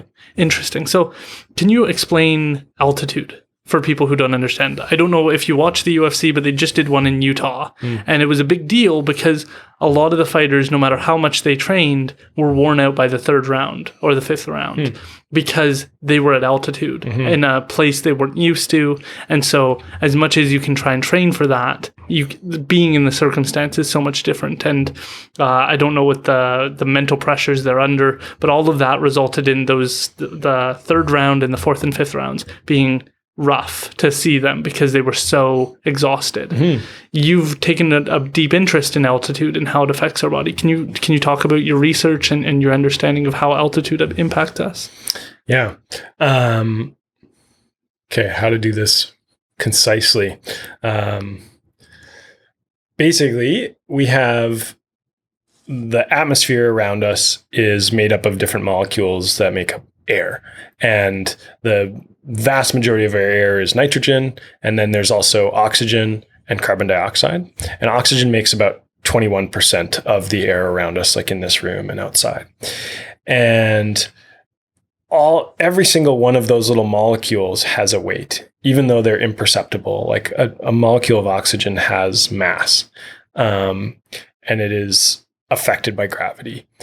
And so when you imagine, like if we look straight up from here at the sky, if you imagine like a column going up from where we are all the way up through the atmosphere, from the surface of the earth all the way to, I can't remember how far away it is, but the atmosphere eventually ends and it's all held in place by gravity. But within that column, there's many, many, many molecules of air that make up air. And they're all pushing down ever so slightly. And so the air down here is affected by that entire column above it. And that increases its density. It packs it closer together. And if you think about on Mount Everest, at the top of, the top of the earth, the column above it is much, much shorter. It's like I think it's less than half. And so the air molecules around the summit have a lot less pushing them together. And so they spread out more. Okay. And so if you grab a volume of air here at sea level, where it's 21% oxygen, you can count the number of molecules in there. There's still going to be 21%. And then you go to Everest and you grab the same volume of air. They're still distributed the same percentages, 21%. But if you count them in that box that we've collected, there's going to be way less of them because they're spread out, right? So there's less of everything and there's less of oxygen, even though the percentages stay the same.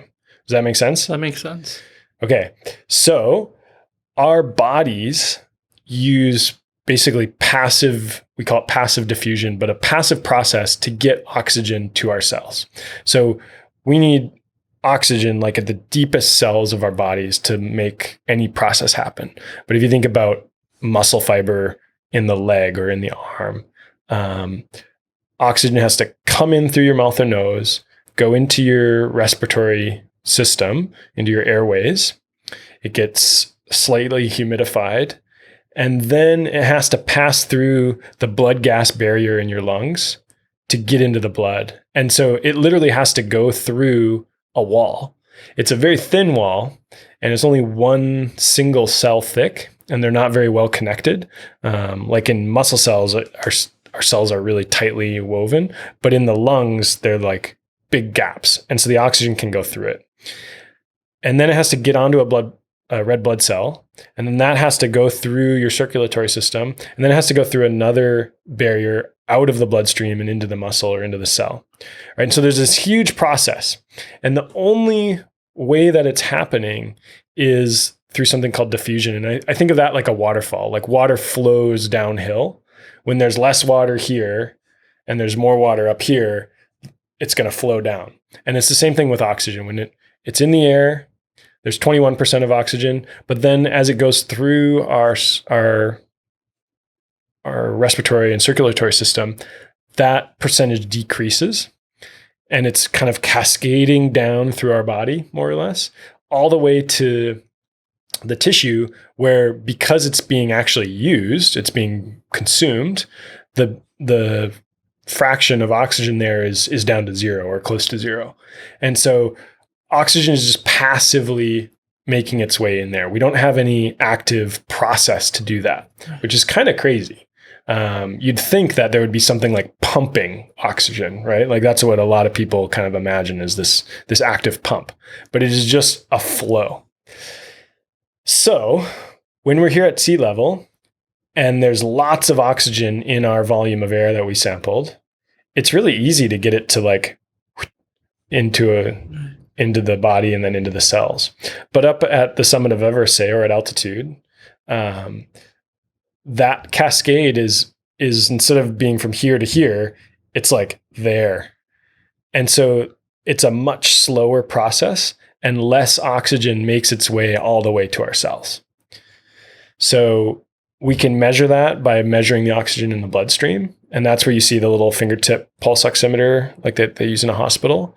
And if somebody's got respiratory issues at sea level, their oxygen saturation might drop because they have less oxygen in the blood. When we're at altitude and we just clip that on, even though we're healthy, we see less oxygen in the blood. And then that corresponds to less oxygen in the cells as well. Right.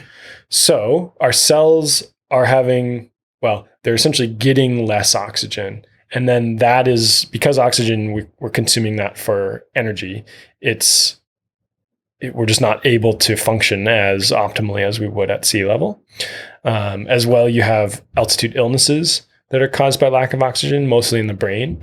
We don't understand those super well, but there's kind of all sorts of other issues that come with hypoxia, which is no oxygen.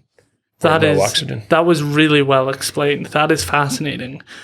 I've listened to, I don't know if you've heard of him, Matthew Walker, Andrew Huberman. These are voices who have talked about the importance of breathing through your nose. Apparently, your nose does a way better job of taking in that oxygen and actually utilizing it in comparison to your mouth. Mouth breathers, their face muscles end up getting weaker, and there's just deleterious effects due to that. But your nose also has a dehumidifier, as you kind of described, in it. And I don't know if we realize that. I don't know if we realize how important breathing through your nose is. And I'm just interested in your thoughts on that when we're dealing with different altitudes and getting that access to oxygen. Yeah, I mean, when you're exercising, I can't remember what the percentages are, but if you have blocked nasal passages, you lose a not insignificant amount of your intake capacity. So athletes with like sinus infections and stuff like that's like a pretty serious thing. You really want to avoid it. Yeah. And then at altitude, I don't know. The one other thing that I would say is kind of going back to what we're talking about with training and like lots of low intensity volume, is looking at breathing is one of the best ways that we can actually judge intensity.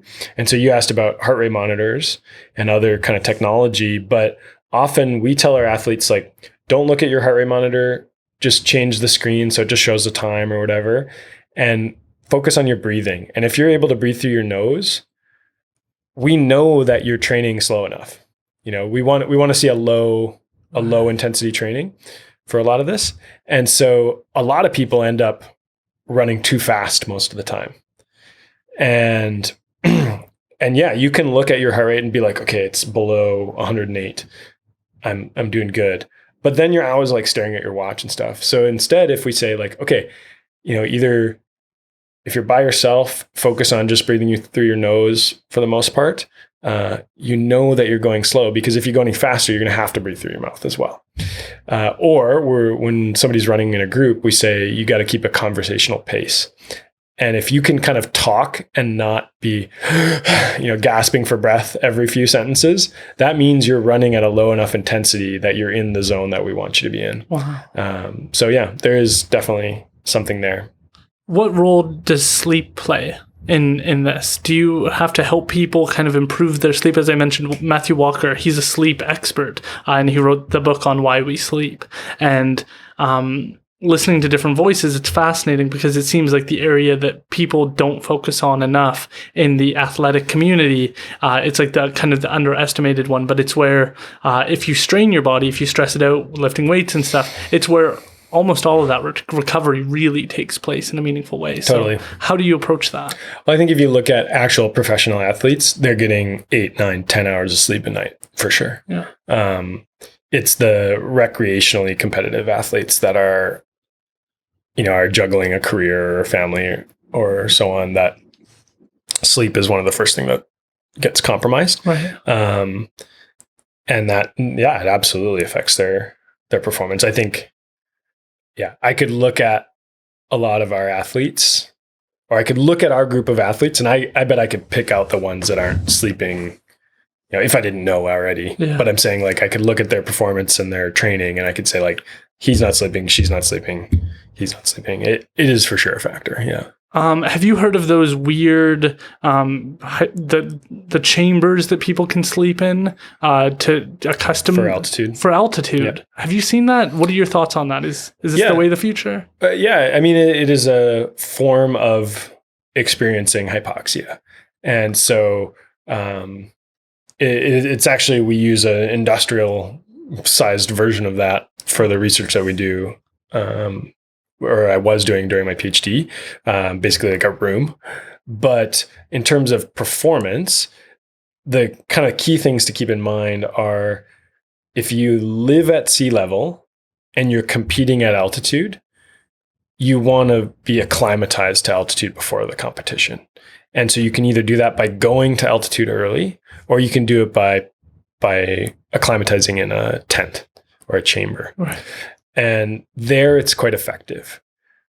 If you're living at sea level and competing at sea level, altitude training doesn't seem to have any beneficial, so you don't get even effect. Better. You don't get better at sea level by training at altitude,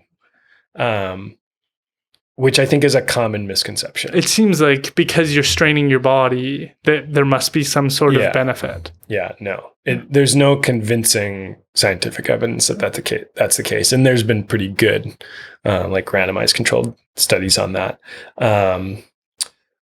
But the other thing to think about is, when you're going to compete at altitude from sea level, or if you live at altitude and you're competing at sea level, it's harder to train at a very high intensity at altitude.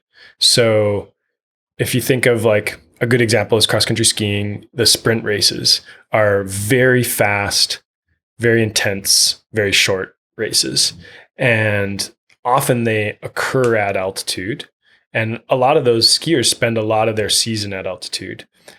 But they're kind of constantly dealing with the effects of altitude on their body when they're trying to train.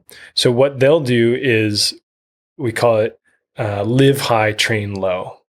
And that is like sleeping at altitude at night and for part of the day. And then you descend to a lower altitude to train really hard. And so you can work faster and be more effective in your training at lower altitude. And then you go back to altitude at night, or for your easier training. So there are some kind of nuance concepts to this for sure. That is fascinating. Bottled air. Have you heard about that? What are your thoughts on it? Is that useful? I think I saw it on Shark Tank, and it's a very weird concept, but is that helpful to individuals training at altitude? No, No. No. Yeah, you're talking about like the cans you can buy at the gas station kind of thing. In Yeah, that Denver. you No. squirt. Yeah. Like a breath of 100% oxygen or whatever those are is not going to make a significant difference physiologically. No. Right. Not a thing. So even if you're at altitude and you just need to catch a breath and get that full, meaningful dose of oxygen or finishing that can, do you need to take a lot of it, or is it just, it's all like nonsense? Essentially, it's nonsense. I mean, you might take a breath of it and be like, oh, that felt good.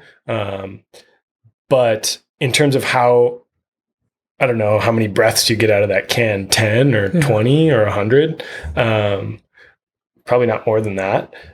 It's not going to have a meaningful effect on your physiology. So unless you're breathing high flow oxygen through a mask for an extended period of time, you're still at altitude. You're still going to have the effects of altitude. That's really interesting. How do you train someone to go and compete? What is the kind of process to get them ready if they are going really high up in the mountains? How do you guys go about helping that person succeed? Yeah, the best thing you can do in my mind is to go to altitude to prepare, and you wanted that to be the altitude that you are competing at, ideally. And I think you can effectively use a tent or a chamber, but you have a lot of downsides to that. Whether it's just like humidity inside can get pretty gnarly, or the noise of the machine, like it's like an air conditioner on steroids next to your head. Or like my wife would not be thrilled about sleeping in a tent with me if I wanted to do that. So like how that affects your personal life is a factor.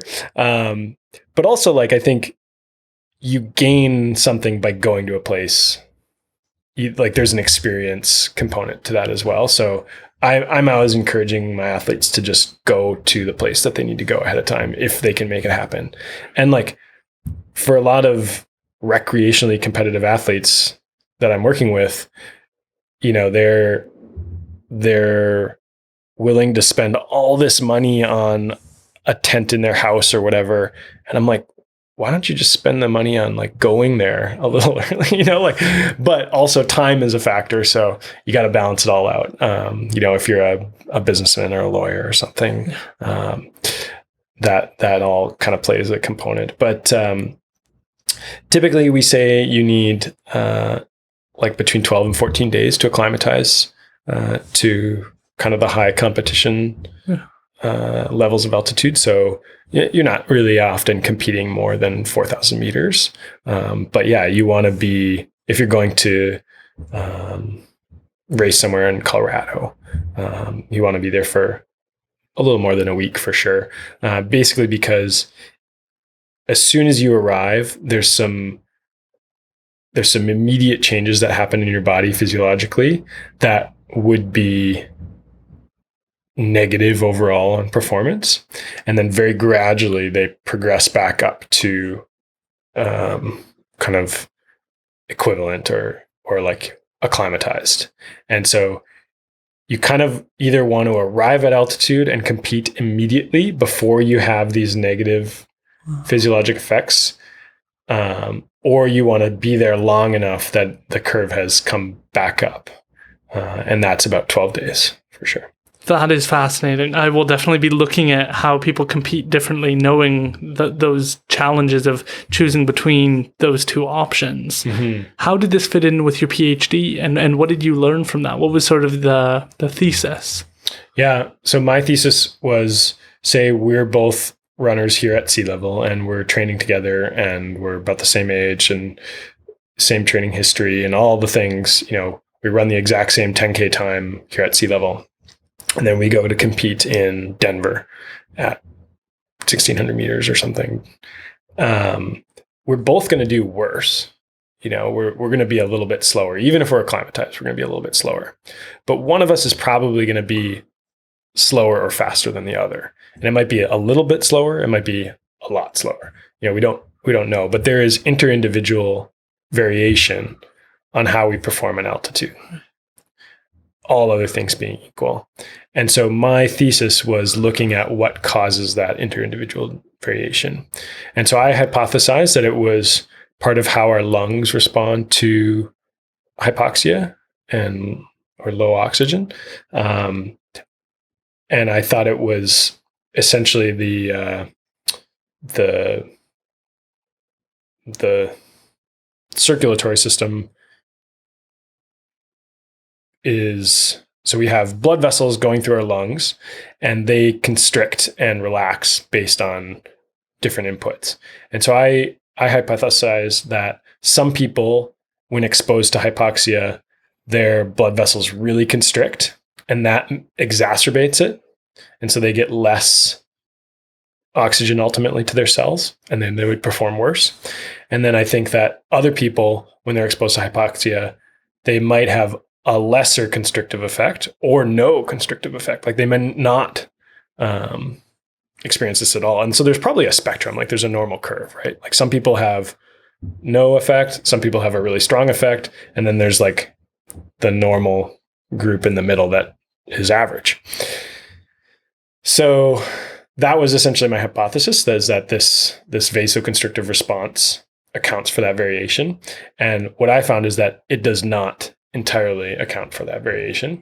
I still think it is a factor, for sure, but I think there's most likely lots of different physiologic responses to altitude.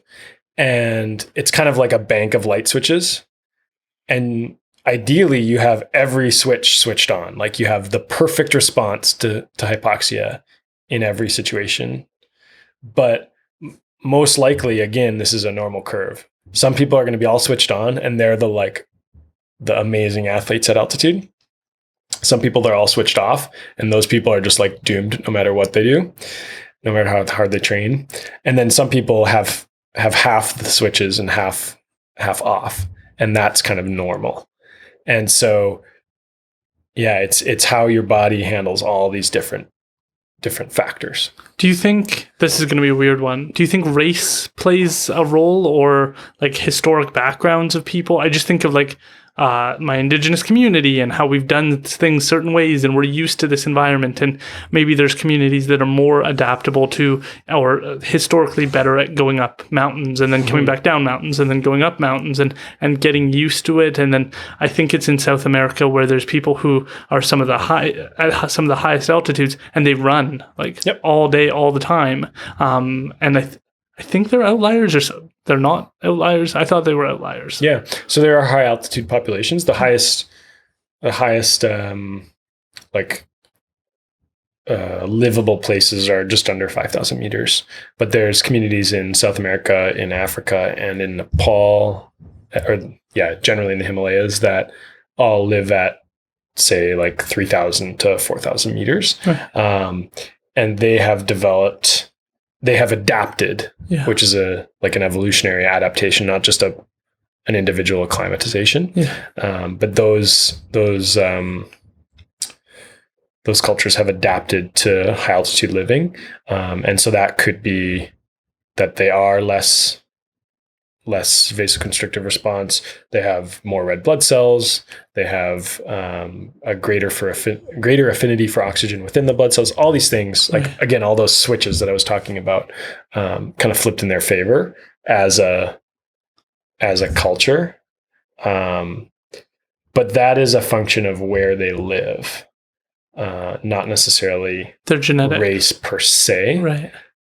Which is a bit of a weird one, because there are high altitude populations in China that you can compare with low altitude Chinese populations, and they are similar in some respects, but then different in terms of altitude. So yeah, that's a little bit of a complicated one, but definitely there are adaptations to these communities. That is really interesting, and probably it takes a long time to kind of understand those nuances and the difference, whether it's based on evolutionary terms or what community you're from, or how you've developed over time.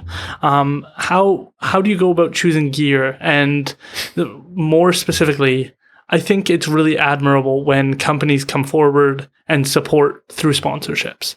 I think it means a lot to the individual because it means they get to pursue their passion. I just had a close friend who started a leatherworking channel, and he's been working on it. He's done it himself. He was fascinated by like heritage items, whiskey, kind of like those things that maybe we're losing connection with, boots that are made out of like real leather that will last.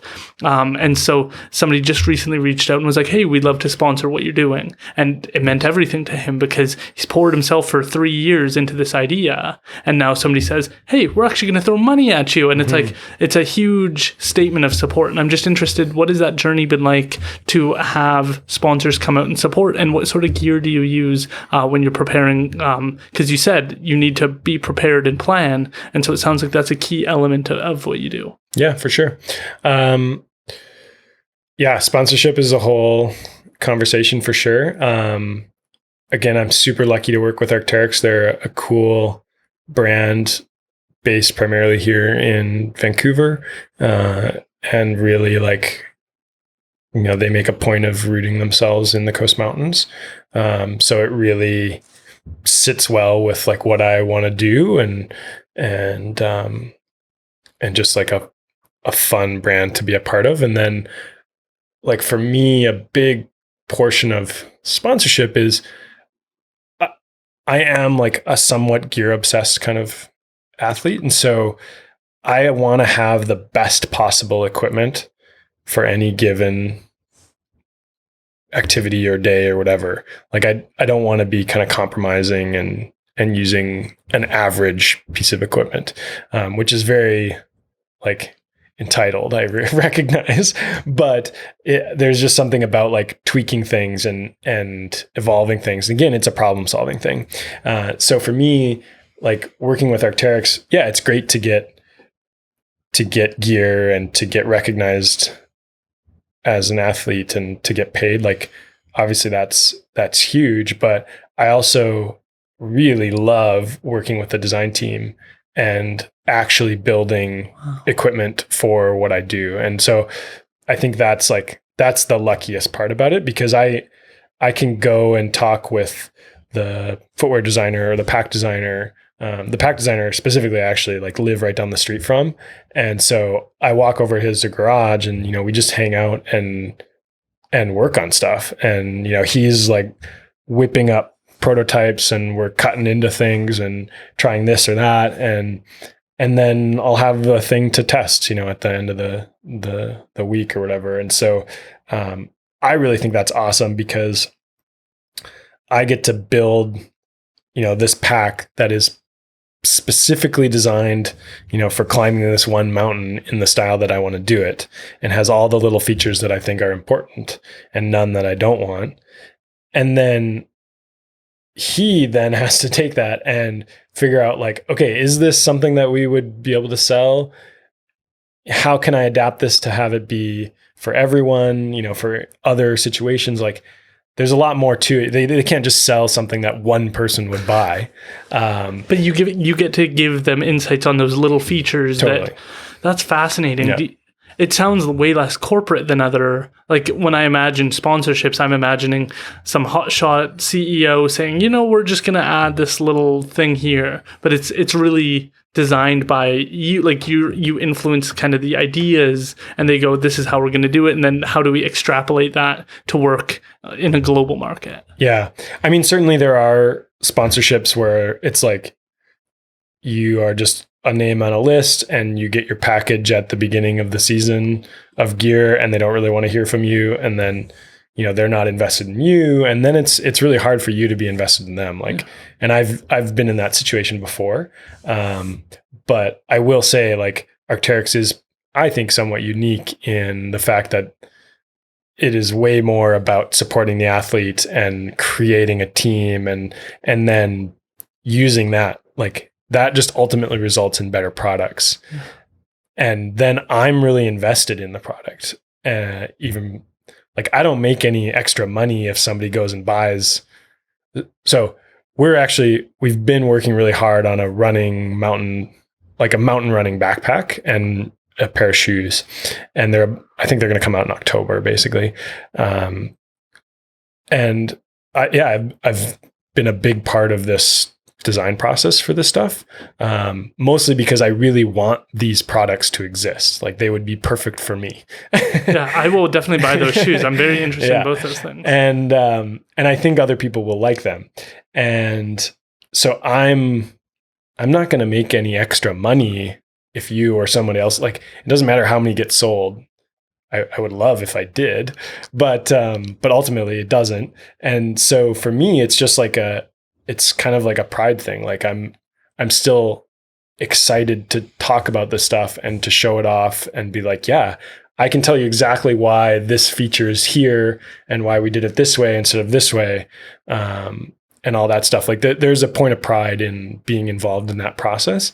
And I think, obviously there is a corporate overlord somewhere, even at Arc'teryx, but they have recognized the value in having athletes that involved and just like focusing on core mountain sports and activities and stuff like that and really like prioritizing that. I really love that. My brutal skiing story is the first time I ever went skiing. It was with my school. Luckily, we had like a process where you pay like $50 and you get to go skiing.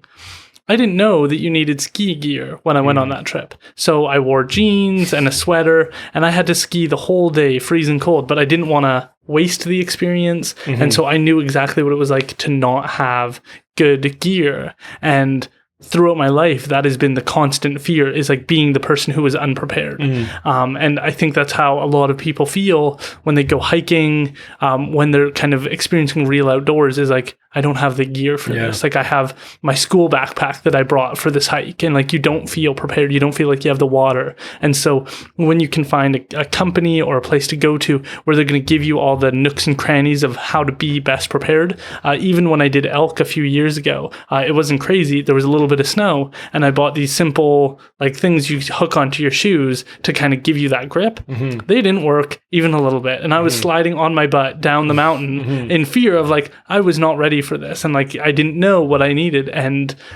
that's where I think Sport Check lacks, is because they don't give you what are you exactly doing on this mountain? How can we make sure you're prepared so you don't die? Like it seems like a good service to provide people. Luckily we have Garrison Running Co., but even they don't have all the kind of resources you need. And when somebody's able to say, if this is something that interests you, here are all the tools, and some places are really good at that. And I think that's just, it makes people feel more confident when they're going out there. Yeah, for sure. And I have like mixed feelings about that, because I absolutely recognize the cost involved in participating in these sports. Running's a bit better because you can kind of get away with a pair of running shoes and not much else. Even a lot of mountain running is pretty like minimally gear intensive, but as soon as you get into climbing and skiing, it does start to get pretty gear intensive, and that is for sure a prohibitive factor. And I try not to like forget that, because not everybody can have the full Arc'teryx spacesuit, and the late, like I basically have a ski for every conditions that I could possibly encounter, because I love having that perfect tool. And I have the resources behind me to do that. But I understand that there are other people who buy one pair of skis and they're going to do everything for the entire season on that one pair of skis. And so it has to do everything at least okay. And same, like they're going to have one jacket that they're going to go skiing, hiking, climbing in, and it has to be comfortable for that, for all those situations. And so that is a little bit of a balance. And it's unfortunate, because I feel like in my position as an athlete, it's really easy to kind of forget that and to take, or to like, not take advantage, what's the word? Take for granted that not everybody has that resource, because we are continually like trying to develop gear. And so, we're running through prototypes, and then also like we are expected basically to use the most recent gear for the most part. The company wants to show off what they're actually selling. And so it does feel like a fairly wasteful process sometimes.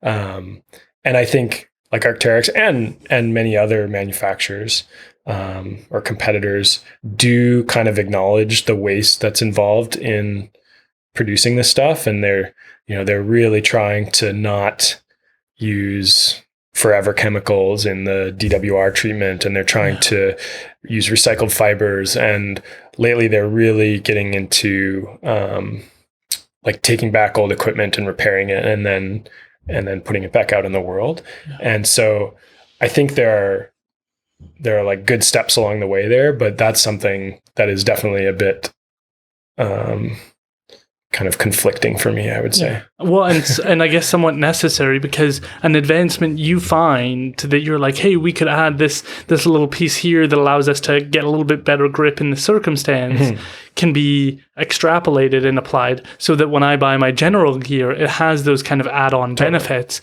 And so it takes time, just like how when the TV came out, it was like $5,000 for one TV that wasn't anywhere near the quality today. Now they're closer to $1,000 and they have all of those great features. So it's like the beginning process, the innovation part is huge risks and constant investment in R&D in order to develop something. And then you try and figure out what can we pull from this that everybody gets to use.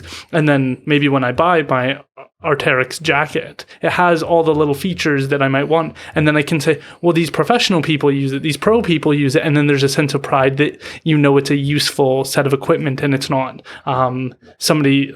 Like the challenge, I guess, with Costco is like they don't develop it for any specific use. And so there's no real care and analysis on how to make it the best jacket where it's going to last you 20 years, 30 years that you can be proud of. Yeah, for sure. Yeah. So I'm just interested, where do you hope to go now? What are some of your favorite passions within your space? What do you hope to accomplish moving forward? I think I would say I still have a lot of, I'm hesitant to use the word exploration because it's not like, there are people that come before you in a lot of different senses, but for, lack of a better word, exploration around where we live, and just things that I would like to do adventuring in the mountains. And so I still see hopefully a long career of cool skiing, climbing, and running in the mountains. And I've got a lot of good role models in that respect, like on the Arc'teryx team and elsewhere, just kind of colleagues. So I think that's, there's no end in sight there. To me, I think figuring out a way that I can make what I do not purely about accomplishments, but also about sharing that and making it valuable to others. Like it's one thing to be like, oh, this is inspirational. And that may be true, but I also I love facilitating other people getting to have those experiences. And I think, especially when we get into the more technical and off the beaten path kind of aspects of the sports, there's less and less opportunities for people to learn that kind of stuff and to not have to make the same mistakes over and over. So I'm really interested in the mentorship component and kind of the giving back to the community, whether it's as simple as taking that jacket that's from last year that I can't wear anymore and passing it on to somebody else who can use it. Or to full on going out in the mountains with people and facilitating that. So I'm still kind of figuring out where I sit there. Coaching is spectacular. It's really fun. But I also recognize that the people that more or less can afford it are not the people that I always want to be like. They're not always the people who need it. Or a better way to say that is the people that need it can't always afford it. Yeah. Sorry. No, fair enough. I started to go the wrong direction there. But yeah, figuring out how to offer that, I think is interesting and exciting to me. that was going to be one of my questions. Is you seem to have, like, the thing I'm pulling out of this is that you have a deep understanding of take big risks, do it in a calculated, thoughtful manner, like do it mindfully. What advice do you have for people who are interested in pursuing an athletic endeavor, something in regards to maybe endurance? Like, do you have any advice on how people can start to pursue that? Is there times where you've wanted to quit, or like, how do people kind of stay on this path? Because that seems, as you mentioned with the gym, with 4 months and then goodbye. Like, how do we keep people on the right track in terms of their well-being? Yeah. Well, when we're talking about risk, I think, risk is a really interesting conversation that we could spend a lot of time on. But I think really recognizing that you're taking a risk is critical. And then 2, recognizing how much a part like luck plays in our risk taking. We can be as well trained as we want in the mountains. We can take avalanche courses. We can go out with guides and learn climbing techniques and all that kind of stuff. But ultimately, like, even if you're in control, say on a slope or climbing, there are other factors. We call them objective hazards. So it could be rockfall or avalanche or any number of things that can still completely ruin your day. And so understanding those other hazards and that you are not always in control of those, I think is really important. And that's where I think you see the transition from somebody who's like maybe a bit more, I don't want to say amateur, but like that's where somebody transitions into being what I would consider more of an advanced mountain athlete, is when they're starting to recognize what those other factors are and how they're unable to control them. So you control what you can control, and then you have to acknowledge the other stuff. That makes sense. Yeah. And then advice for an endurance athlete. Yeah. I think,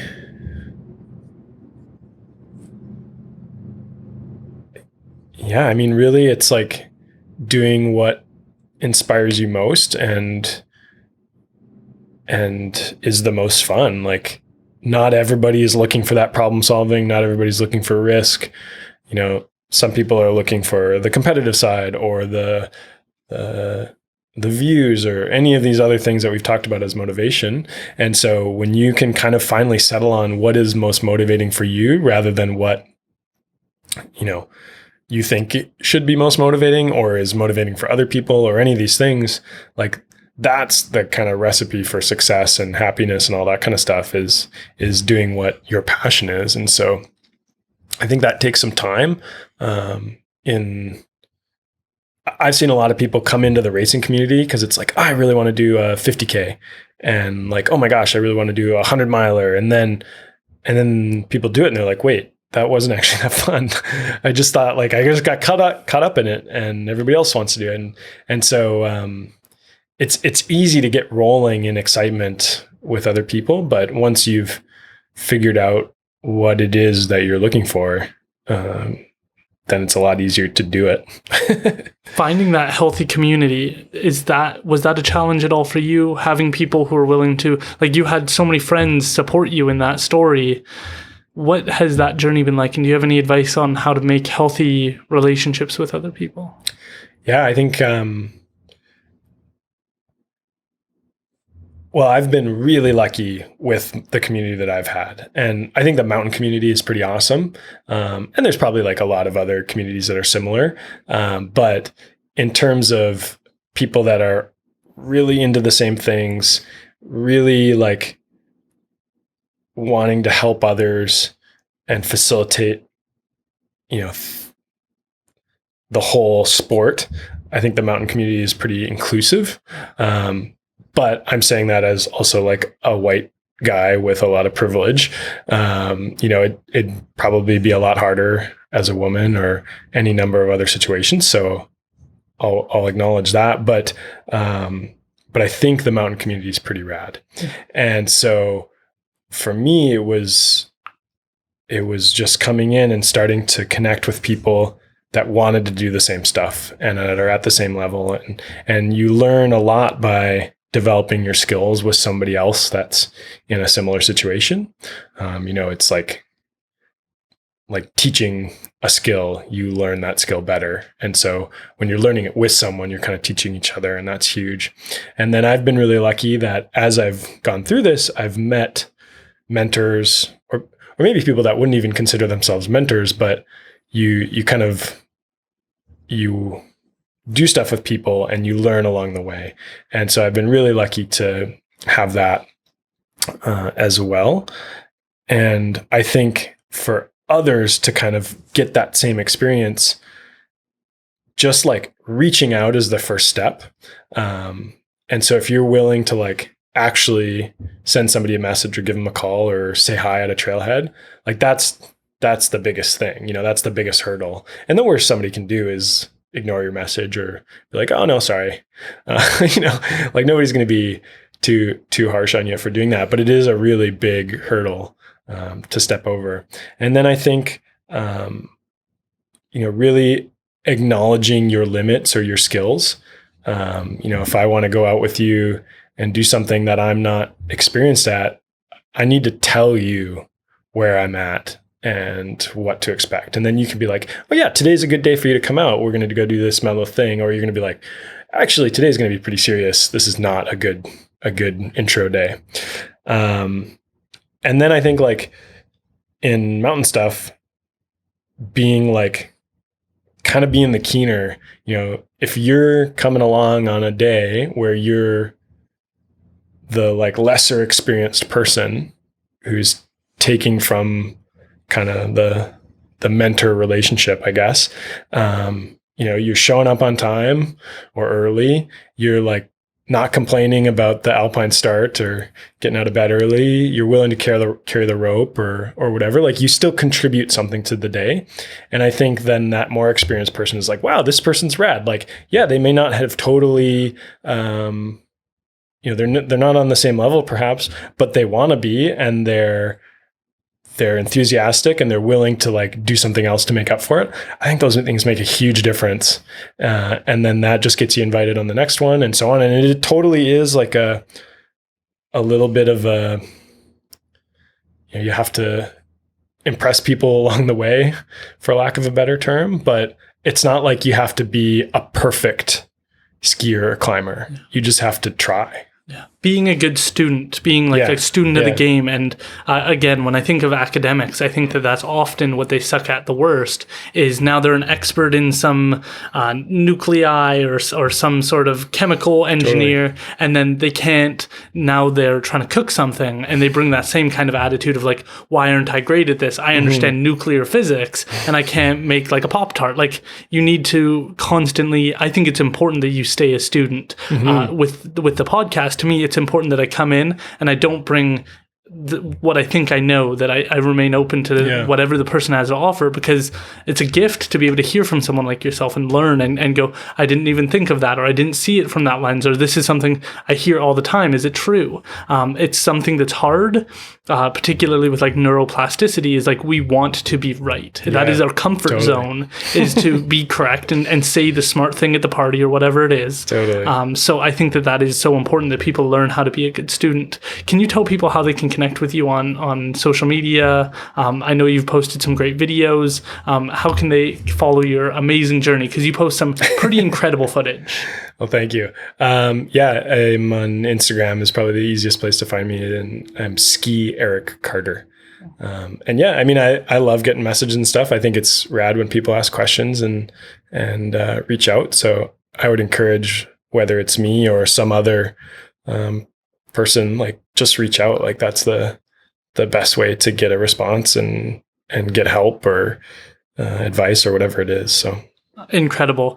First, I'd like to thank Arc'teryx, because I think we're lucky again when people invest in the athlete, support them, because then it gives people the space to pursue their passions. And I think that is something that's important to me, is because when somebody's not able to do something because they can't afford it or they didn't have access or they didn't have a mentor, that sucks for us because we never get to know what their potential would have been. Totally. And I think when companies say, hey, there's this person here, let's give them the shot, let's open a door for them, we get to learn from you, we get to hear about what it's like, and then we learn more about these mountains and the ecosystems, and there's cascading benefits to you being out there learning about the area, learning about the terrain, and sharing that with other people so that we have a better understanding of the environment up there, of what we can learn from people like yourself. And so I just think there's just a vast amount of benefits we get from individuals like yourself pursuing this. Some of it might be for the fun, but when you do stuff like this, when you share your story, I think there's so much